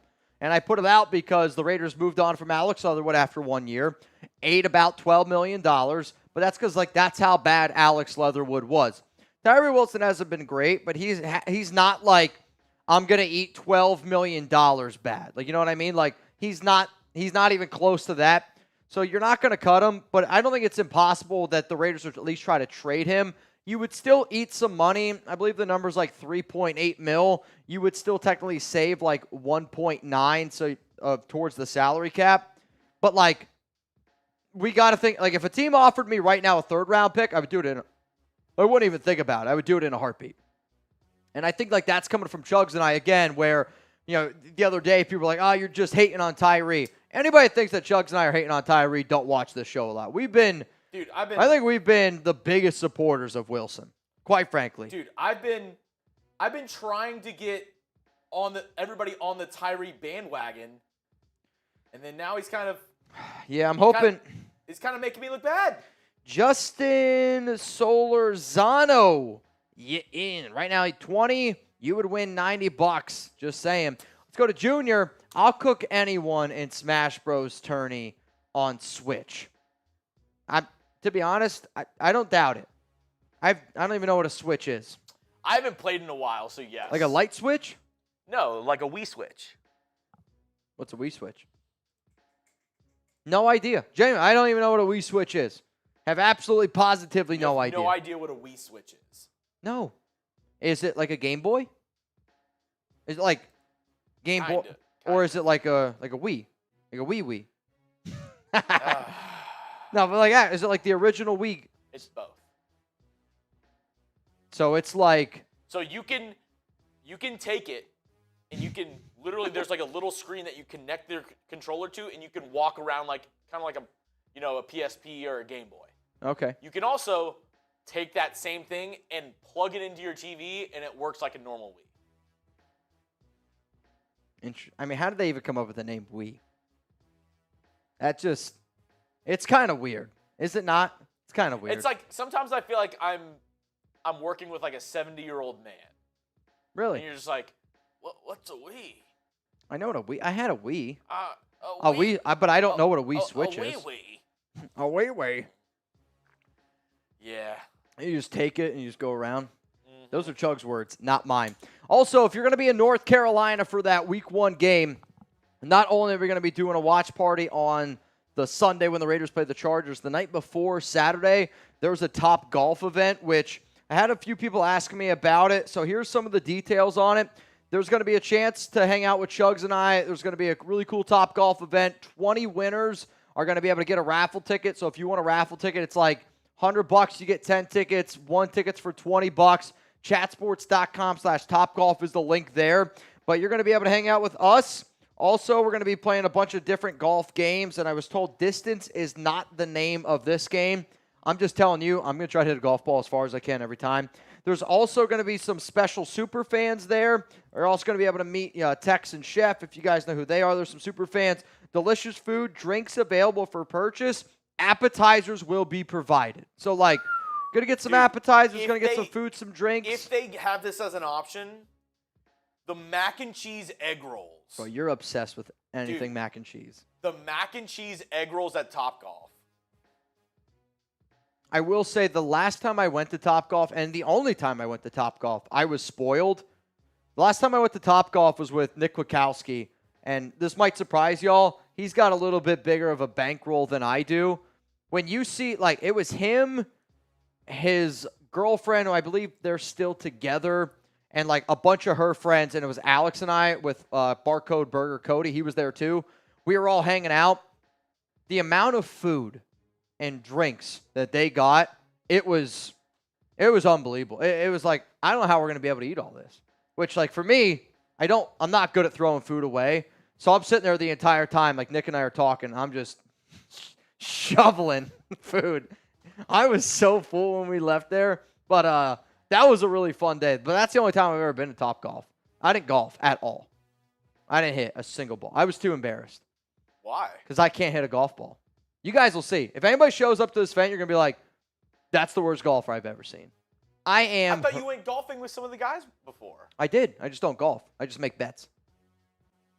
Because people think they're a lot better golfers than what they are. I know I'm not a good golfer. So if I look at you and I go, hey, you hit the green, I'll give you $10. If you miss it, you owe me $5. And I make money every time. Or you go like, people think it's a par 5. I'll go, if you bogey this hole, you bogey the hole, I'll give you $10. But every stroke over that, you owe me $5. I'm going to make money. You make bets with people on the golf course, but I don't golf. Dude, at my buddy's bachelor party, he went golfing twice, and I was just riding around. That was like the motorcycle thing I had. I don't golf, man. I'm terrible at golf. But I also blame it on my uncle. My Uncle Tom, if you're watching the show, his name's Tom Pro. He's a golf pro in my hometown. Not anymore. Now he's down in Myrtle Beach. But when I was a kid, we were allowed to go on the golf course and use a baseball bat. And I think like that honestly ruined it for me. I've said it before, people that watch the show, my drive would be literally I would throw up a golf ball, and I had like the old Ken Griffey Jr. like wiffle ball, like plastic bat.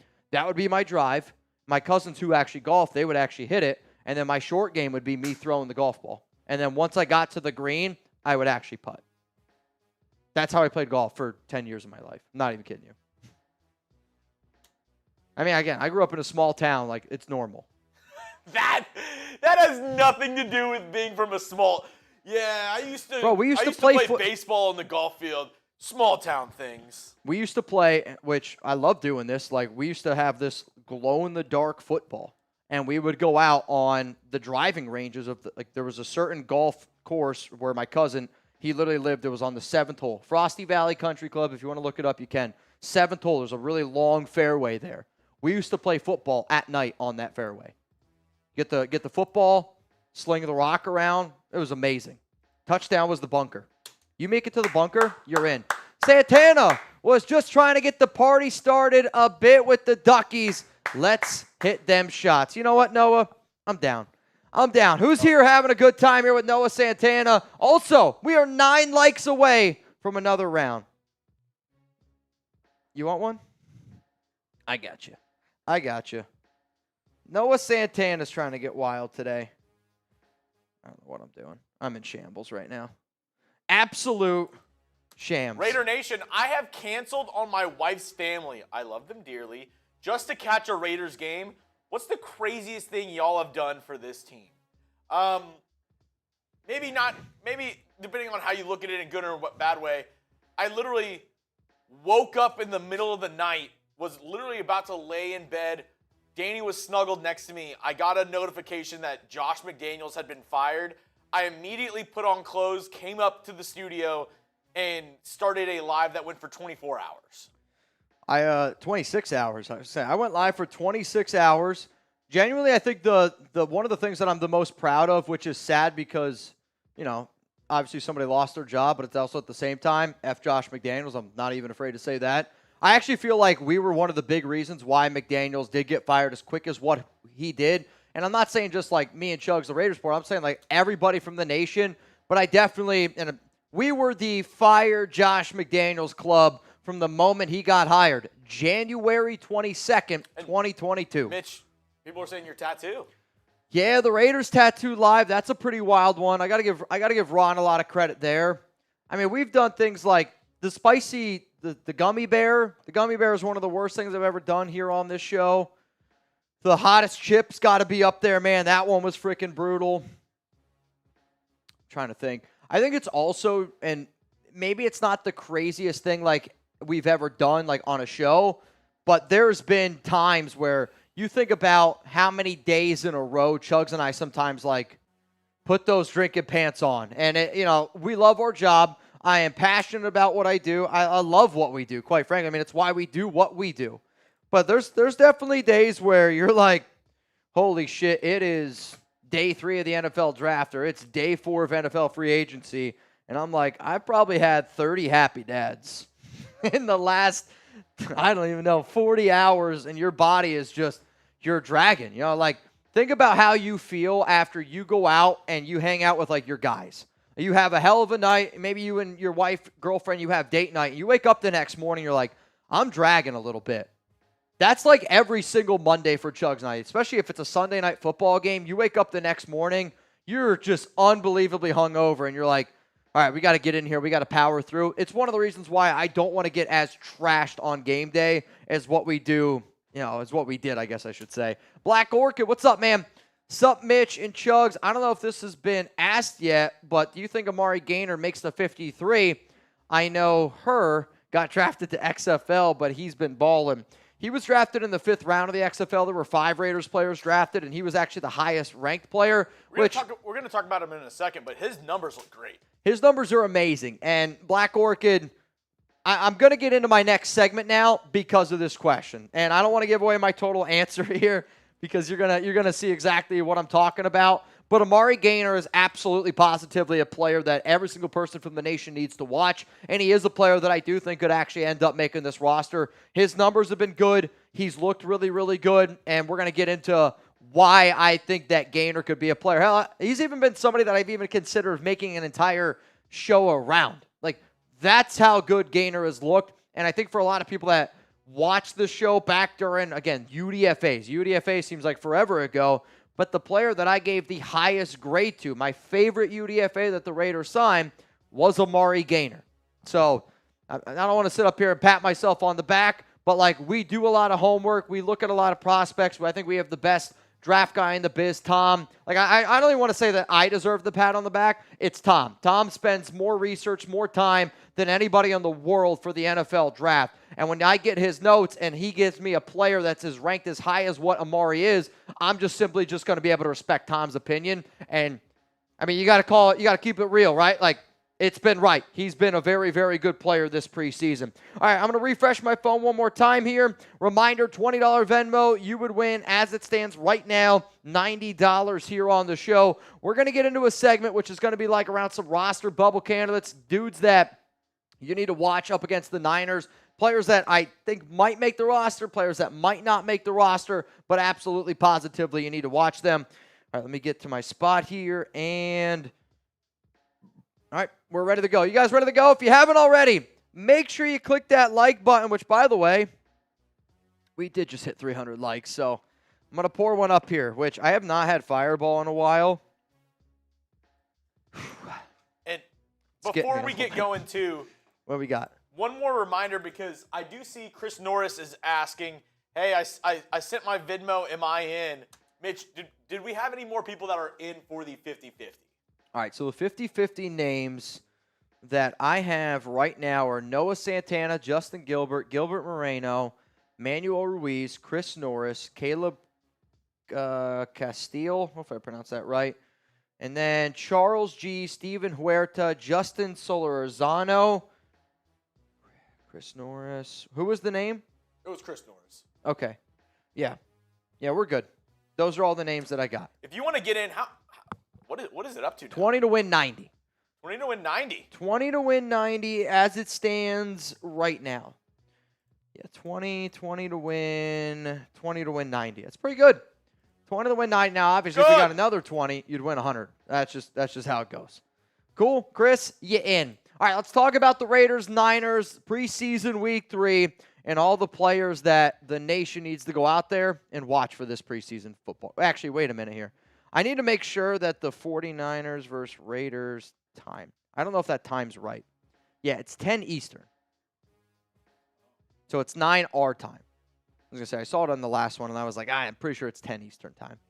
So this game is, again, 10 o'clock Eastern time. That's a late game. We're going to get started here 9 Eastern time. So 6 o'clock Pacific. We usually go live about an hour before the game gets going. We're also going to have a tailgate battle, which the tailgate battle is something I'm a little bit nervous about just because we're going to have some deals tomorrow. We're going to have some deals. We're giving away a signed jersey to a current Raiders player. So plays on the offense if you're wondering. It's going to be a good jersey, though. Also, happy birthday to Max. You ready? You ready? All right, let's get this thing going right now. Raider Nation, what's going on? It's Mitchell Renz here, host of the Raiders Report, and coming up here, we're going to be looking at the Raiders roster bubble candidates that you need to be watching in this preseason game. This game gets kicked off 10 p.m. Eastern Time, also 7 p.m. Pacific, but we're going to get this thing going 1 hour before kickoff. All the players that you're going to see coming up here on the show are dudes that need to step up in order to prove to Antonio Pierce and this entire team that they deserve to be a Raider for the entire season.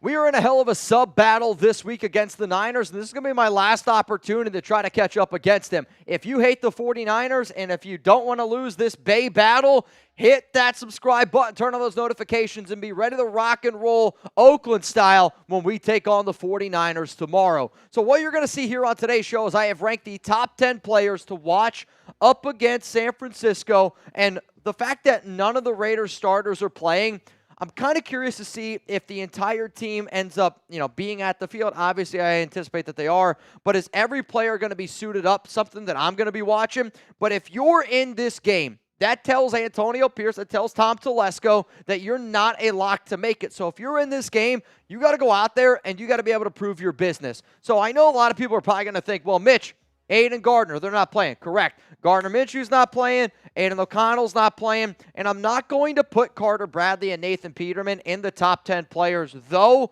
it's definitely something that you need to watch simply because it is a quarterback battle going on right now for that QB3 spot. So out of these two players right here, Carter Bradley, Nathan Peterman, who are you more excited to watch? Type CB for Carter Bradley, or I want you to type NP for Nathan Peterman. I will say that Nathan Peterman's probably the best Raiders quarterback to wear 10 in quite some time, definitely over the last 2 seasons.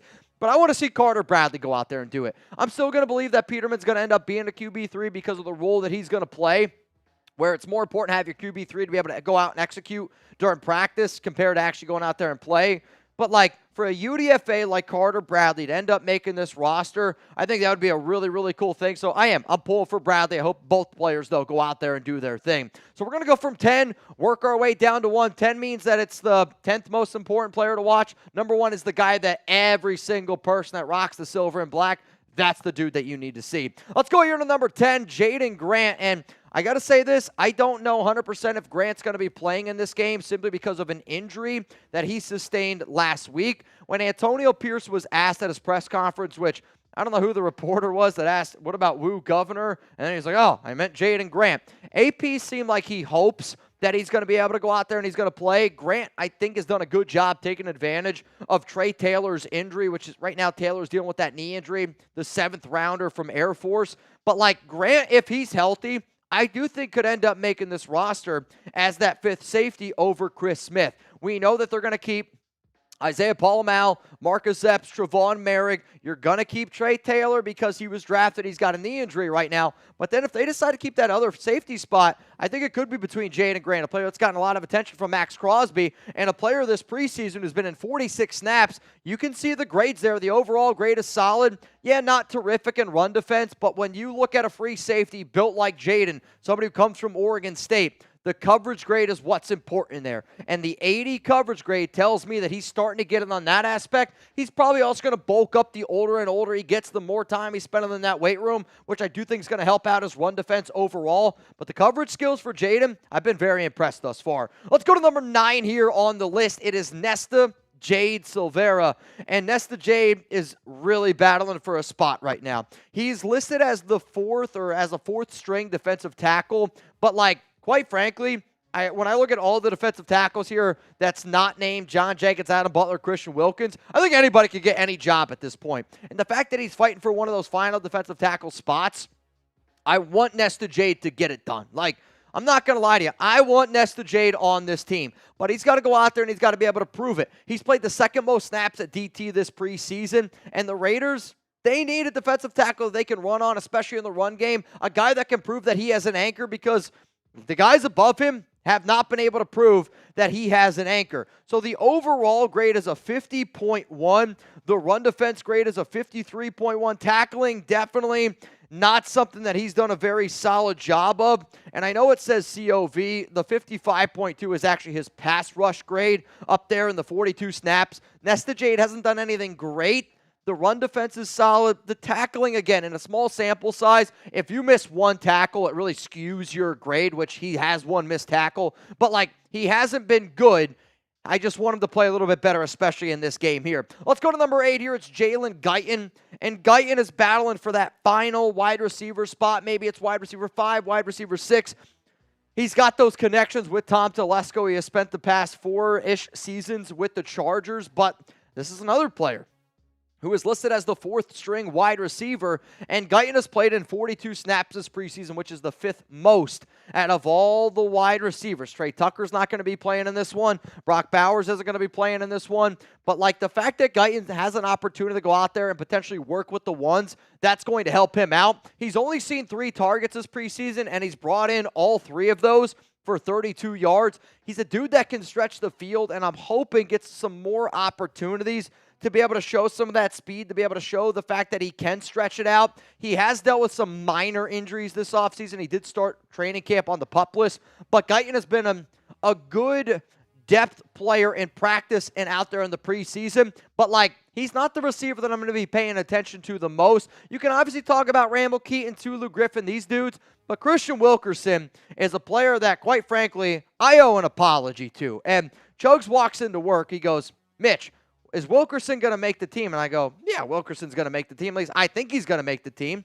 And he's like, I don't know, man. You might have to go out there and do a beer bong to say you're sorry to Wilkerson, because a few weeks ago you said he wasn't going to make it. Wilkerson, I'm looking you dead in the eyes right now. I'm wrong. Throw those tomatoes at me. I do. I think Wilkerson ends up making this team, and I think he's going to be that wide receiver 5, that wide receiver 6. He has played the most snaps at wide receiver, which tells me, one, that they wanted to see what he can do. If you're going to put a player out there and have him play the most snaps at wide receiver, that's them telling you, we need to see more of this guy to be able to make an evaluation on him. And sometimes when you don't play as many snaps in the preseason, it already means that, hey, we know what he already is. For Wilkerson, though, he's a player that he just continuously finds out a way to be able to make a team. He's not an overly great athlete. He does things well enough to be able to get the job done. A player that's seen 7 targets, Only 4 catches for 34 yards. That first preseason game against the Vikings definitely hurt his numbers. But that second preseason game, which I think we could all agree was the more important game, they targeted him a lot more, and I thought he did a good job being able to show up. But for a dude like Guyton and Wilkerson, how do they look next to Ramo Keaton? How do they look next to Tulu Griffin? A Tyreek McAllister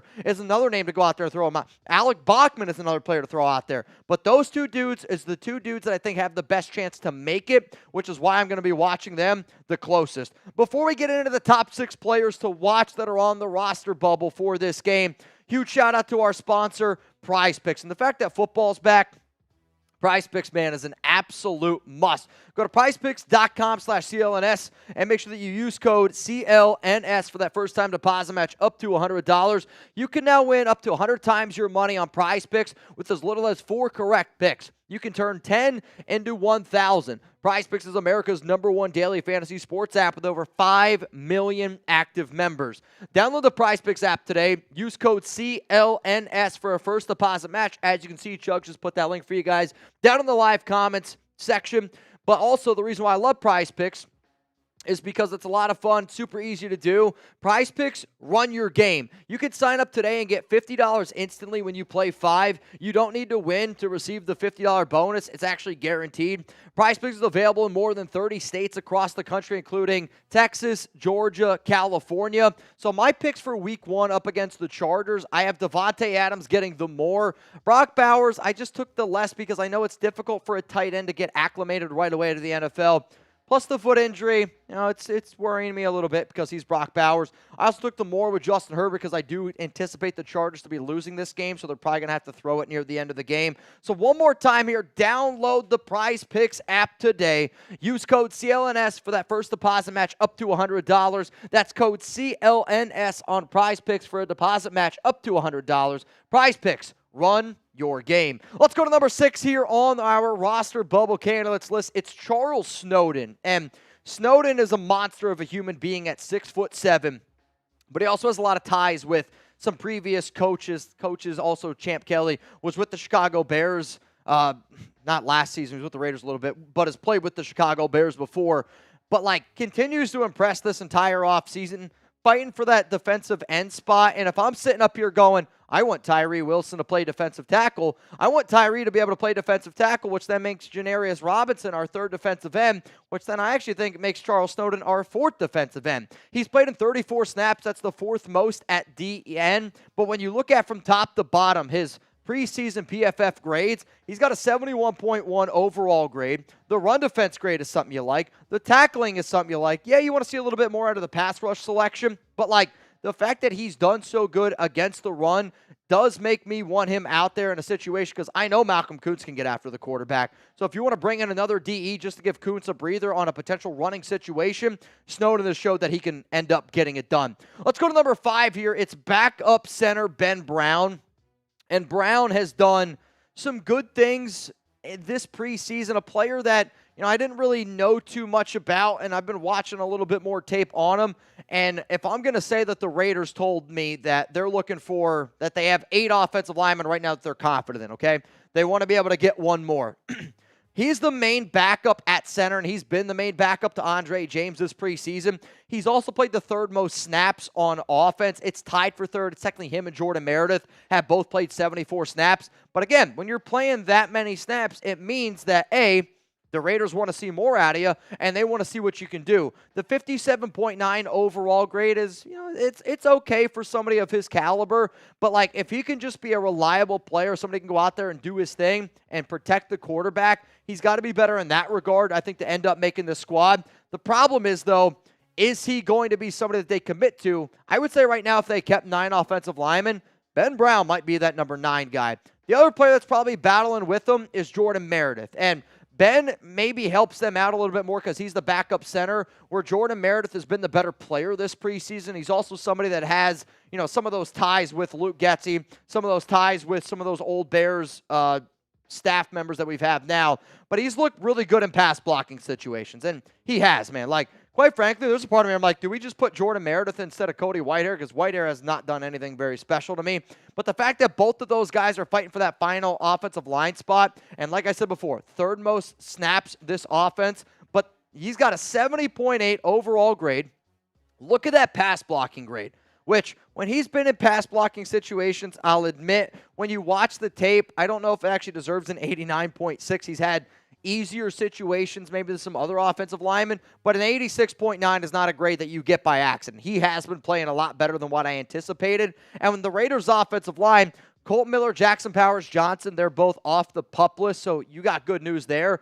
But when you have Whitehair, Andre James, Dylan Parham there, Munford, it's going to be between Ben Brown and Jordan Meredith, and based on the youngness of Brown and based on him playing center, I could see them potentially giving him the nod to make this squad. So before we get into our top 3 players, the biggest sleeper to make the roster is coming up next here on the show, and I got to give a shout-out to Black Orchid Wellness.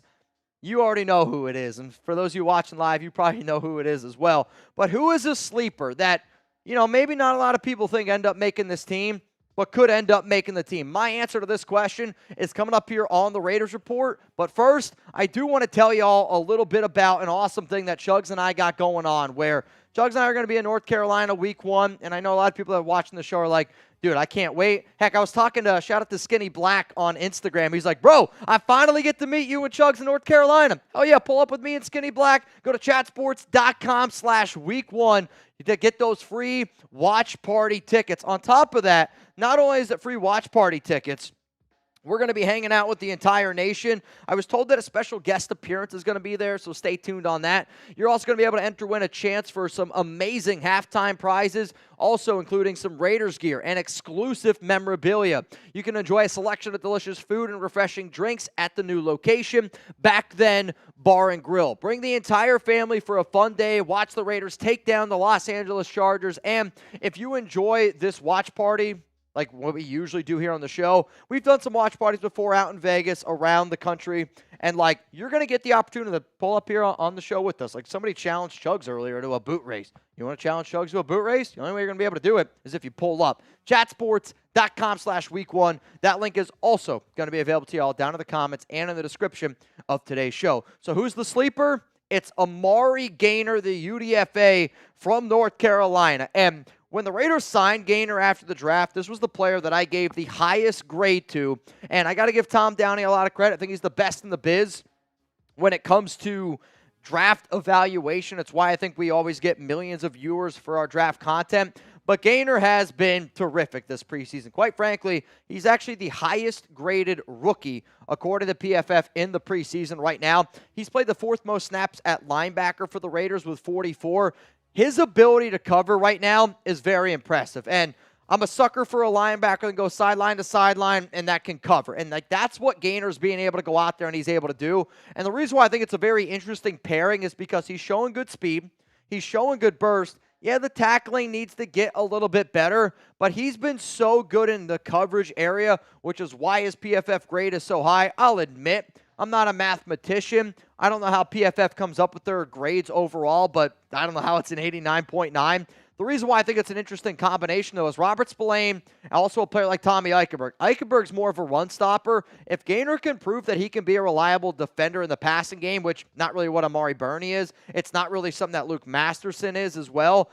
And when you look at what Amari's bringing to this team right now, I'm telling you what, I would say that it's not impossible. I'd probably only give it one just win, baby, but definitely pouring for Gaynor to end up making this squad. Let's go to number 2. It's Byron Young at defensive tackle, and he was drafted in the 3rd round, 74 overall last season with the Ziegler and McDaniels regime, and despite him being drafted there, he's fighting and clawing for a roster spot, and he better hope that he doesn't have to drop an anchor to stay with this team because it's not there. And I always try to give players the benefit of the doubt, right? Especially in the offseason. May, June, and July, I will give players the benefit of the doubt. Now, don't get me wrong. I'm always going to give you my honest opinion, and that's why I want people to watch this show. I'm never going to sugarcoat anything. I don't think friends sugarcoat anything. You tell it how it is, and you don't always have to agree with me. That's the best part about this show. It's the best part about life.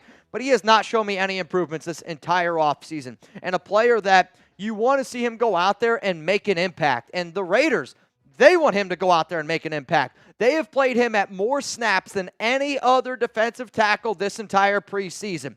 And quite frankly, it's really hard in the NFL to go out there and play 44 snaps and not do anything. What do I mean by not do anything? He has not recorded a single stat. He has not recorded a single tackle. And the amount of snaps that he's played, he has a 36.1 overall grade, a 29.9 run defense grade. He doesn't have a tackle grade because he hasn't made a tackle in 44 snaps. Sure, his pass rush grade is 64.1. That's great and all, but that's because he's getting only one-on-one opportunities. The defensive tackles on this roster, I need them to eat up double teams. I need them to free up Max, to free up Malcolm, to free up Christian Wilkins. Like, he's going to get one-on-ones, and he can't do anything even with the one-on-ones. Like, I wanted Byron Young to work out. But, like, when you go into it and we're like, man, I don't know if Byron Young was a good pick there. Like, I'm going to stick to that gun. But at the same time, Byron's also going to be able to show that he's making improvements, and he has not been able to show that yet. The number one player, though, that the Raiders fans need to watch, his name is Matthew Butler. And it's the exact same reasons why I was talking about Byron Young. I think that the Raiders are going to end up keeping one of these players here, where I think one gets cut, the other ends up making the roster. And the way that Antonio Pierce spoke about Matthew Butler on Wednesday, where he said it's starting to click, I'll admit, for those of you that watched the video that I did last month, I was also told that it was starting to click for Byron Young. And I don't know I don't know what type of clicking we're hearing, but it's not been clicking. Butler, though, AP said that is a player that is willing to do anything that he's told. And I do think that that's important, and you saw how happy AP was. Also, for a lot of the people that watched this show last season, we talked about how a very good source on the team was like, I don't think Matthew Butler and Neil Farrell Jr. have the work ethic. They think that they know everything. And I said, don't be surprised if Neil Farrell Jr. isn't on this team when the season starts. We said, don't be surprised if Matthew Butler isn't on the team when the season starts. And heck, we put 2 videos about that. And yeah, we got roasted for it, but you know what? They ended up trading away Neil Farrell Jr. They ended up cutting Matthew Butler. Butler has done a better job in the tackling and still has not done a very great job at really anything. But if I'm a head coach and I look at, okay, Butler's actually been putting in the work. Butler's been impressing me from that standpoint, and he's a coachable player that's willing to do anything. When a player like Max Crosby also starts defending Butler, that's an important role here. So if they're picking between those two guys, a player in Byron Young that has not shown you anything, and Butler really hasn't shown you all that much on the field, but he's at least willing to put in the extra time and effort, and the coaching staff sees that, I think Butler ends up making it over Byron Young. Maybe I'm right. Maybe I'm wrong. Best part is we're going to find out tomorrow when the Raiders and 49ers end up playing. So one more time here, we got our roster bubble candidates from 10 all the way down to 1. And again, I rank these based on the players that you need to watch the closest. 10 being he's the 10th. 1 is Butler is the most important to watch. Though I know that I'm probably going to get a question like, Mitch, how can you do a video like this? And how can you not mention Tyree Wilson? I don't know if Wilson's going to play, where he didn't practice on Wednesday. And the fact that he didn't practice on Wednesday might tell me that he's not going to end up going. If he's healthy, he needs to play. Do I think the Raiders cut him? No. Would it be a surprise? Yes. I said that there's a 99% chance that he ends up making this team. Is he potentially getting shopped for a trade? I don't know if the Raiders are shopping him, but I know the Raiders have received calls about Tyree Wilson. One of the teams was the Cowboys. They obviously went out and got Linval Joseph, another defensive tackle there. But for Wilson, if he's healthy, he's got to play in this game. I'm not saying he's not going to make the roster, but he needs to go out there, and he definitely needs to show a lot more to me, to the nation, that he can get it together, because it has not been a good start for this young man here. And his NFL career, which I'm not really going to rip on him for the year 1, I'm more disappointed that he has not shown me that he's gotten any better from last season, and he's had an entire preseason to work with Max Crosby, Christian Wilkins, Rob Leonard, Patrick Graham, Antonio Pierce. If you can't put it together with those 5 names that I just said, I'm starting to wonder if he's ever going to be able to put it together, but he needs to get moved to a defensive tackle because he's not good enough and not quick enough to play on the outside. Question coming in here from Brian, 30 NYC. Should the Raiders try to bring in Tom Brady? Before I answer that one, what do y'all say? I know Buddy Bear's answer if he's here watching right now. Buddy Bear's probably going to say no. Also, Adrian Rodriguez says, put me in that duck race. Adrian Rod, you got it, man. You in the race. $20 Venmo right now, you'd go home with $100. Are you all right? That's obvious. I'm almost curious. Can you guys hear him right now? No way. I'm saying it through my mic. You sound like you're trying out for a Scarface movie. It's There's a lot of sniffling going back there. Should the Raiders try to bring in Tom Brady? Brian says bring in Brady. Here's my answer to this one, okay? The only way, and I mean this, the only way I'm bringing in Tom Brady is if Gardner Minshew and Aiden O'Connell are both bad. I'm talking both are bad and the Raiders are contending for the playoffs. Like, they got to be that good of a defensive team. They got to be that great of a team where I'm not going to bring 47-year-old Tom Brady in. I want to see what Mitchell can do. I want to see what Aiden can do. And if the Raiders are that good of a defensive team and they're winning football games, but they're on the fringe of making the playoffs because the quarterback play is that bad, that's when I pick up the phone and I call Tom Brady. I'm not picking up the phone and calling Tom Brady right now. You got to see what you got in those two QBs, and then you go from there. But, like, that's my answer there. Is that a fair? You good? Yeah, we're back. We're back? I did forget to. I saw him in the chat earlier asking this. Rebel, he has a contract with Fox. You're right, he does. I forgot to ask you. Navman wanted to know how many people are we thinking gonna be at the event because he wanted to bring people gifts. Oh man, Navman, I'd have to reach out. I don't have the answer to that. Oh, boy. I mean, Navman, I'm going to say, like, if you're going to give a gift to everybody, legitimately, I expect there to be 200 people there. Like, if you ask me a number that I'd be confident to say, I'd say 200 people. Again, I don't know, though. Like, there could be – we've done events before where we've had 700 people show up. We've done events before where, you know, we did, like, the competitive wing eating contest in Vegas. Now, that was in the middle of June. You know, we had 60 to 70 people show up for that. So, like, it's week one, but I also don't know how many Raider fans there are in North Carolina. Like, I've never done an event in North Carolina. If people are going, I know it's going to be a good time. I'm just going to say the number that I'll expect is 200, but I'll ask Daryl, who, like, does, like, a lot of the stuff there. Shout out to him for inviting us. Daryl! There could be 400 people. There could be 500 people. I don't know. There could be 7,000 people.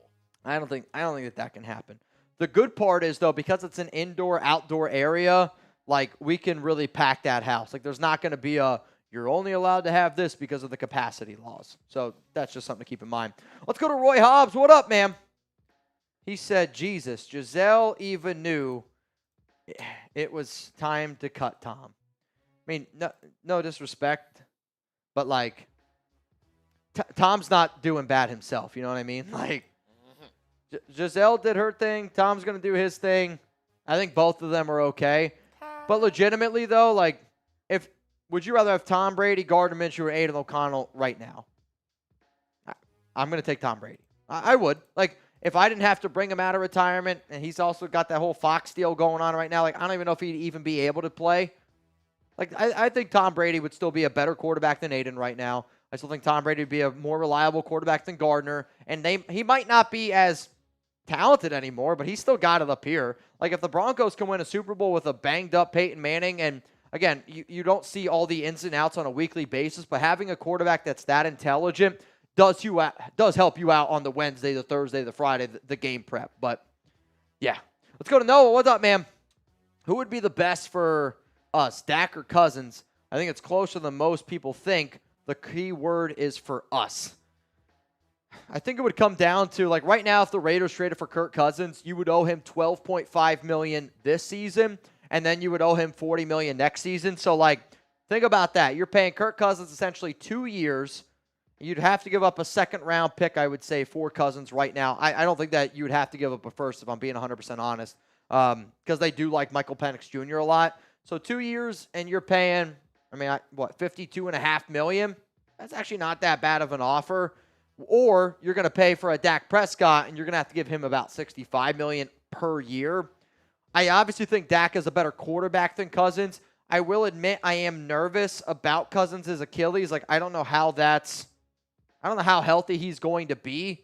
And there's that. And the Falcons are so confident about Penix. Like, maybe they're worried about Cousins because they also drafted him number 8 overall. If I had to pick, though, if I'm going to make a move this big of a splash for the quarterback spot, I'm just going to go with the guy that I think is the best QB. Like, if I have enough money to spend $52.5 million over 2 years for Cousins, I also have enough money to go out and spend that much on Dak for 2 seasons. And I still am a believer that based on the amount of rumors that have been around the salary quarterback, QB salary cap, I think it's going to happen a lot sooner than later. Wrong way. Where does Tom Brady rank in the QB NFL today? Man, I bet you if you asked 32, 32 people, if you ask the Chat Sports Studios right now, I would say 100% of people here would say that Tom Brady's better than Aiden. I think that 90% of the people would say Tom Brady's better than Gardner Minshew. I'm going to say people would probably put Tom Brady as around maybe the 20th best quarterback in the NFL, 21st. I bet you if you asked every person here at Chat Sports, 70% of those people would take, I bet you 80% would take Tom Brady over Derek Carr. Yeah. It's close. I think that's honestly probably right around there. And again, it's not so much because it's his physical ability. You're paying for this up here. And having a guy like that, and it's also, if you get to the playoffs, I said this the other day, I think NFL teams would be, it's Patrick Mahomes, and then the second quarterback they wouldn't want to go up in the playoffs, even at 47 years old, is Tom Brady, because he's Tom Brady. Yeah, it's probably right around there. Let's go to Jake Serb. What's the difference between Jimmy G and a vacuum? You have to plug in the vacuum for it to suck. That's good. What's crazy is that he's not going to make the Rams, dude. Josh McDaniels gave a quarterback 3 years, $72 million, who's not good enough to be on an NFL roster. That's insane. I mean, legitimately, Jimmy Garoppolo's not a top 60 quarterback right now. That's how bad he was. Mind-blowing. Mind-blowing, Yeah, mind-blowing. That was a decision. What could have been, man. And it's annoying because it made everybody last year be like, oh, see, Mitch, you were wrong about getting rid of Derek Carr. And the whole point was we wanted to not get rid of DC. We wanted to replace DC with somebody who was better. Correct. And Jimmy G was not that. Correct. Yeah, now, there was the hope that Garoppolo was going to be better. Now, I'll admit, I think for anybody that watched the show, I literally said, I was like, the worst thing that the Raiders could do last offseason was sign Jimmy Garoppolo. And, again, I mean, and that's, McDaniels was so easy to predict, and that was the other really frustrating part about the whole damn thing, but, oh, man, brutal.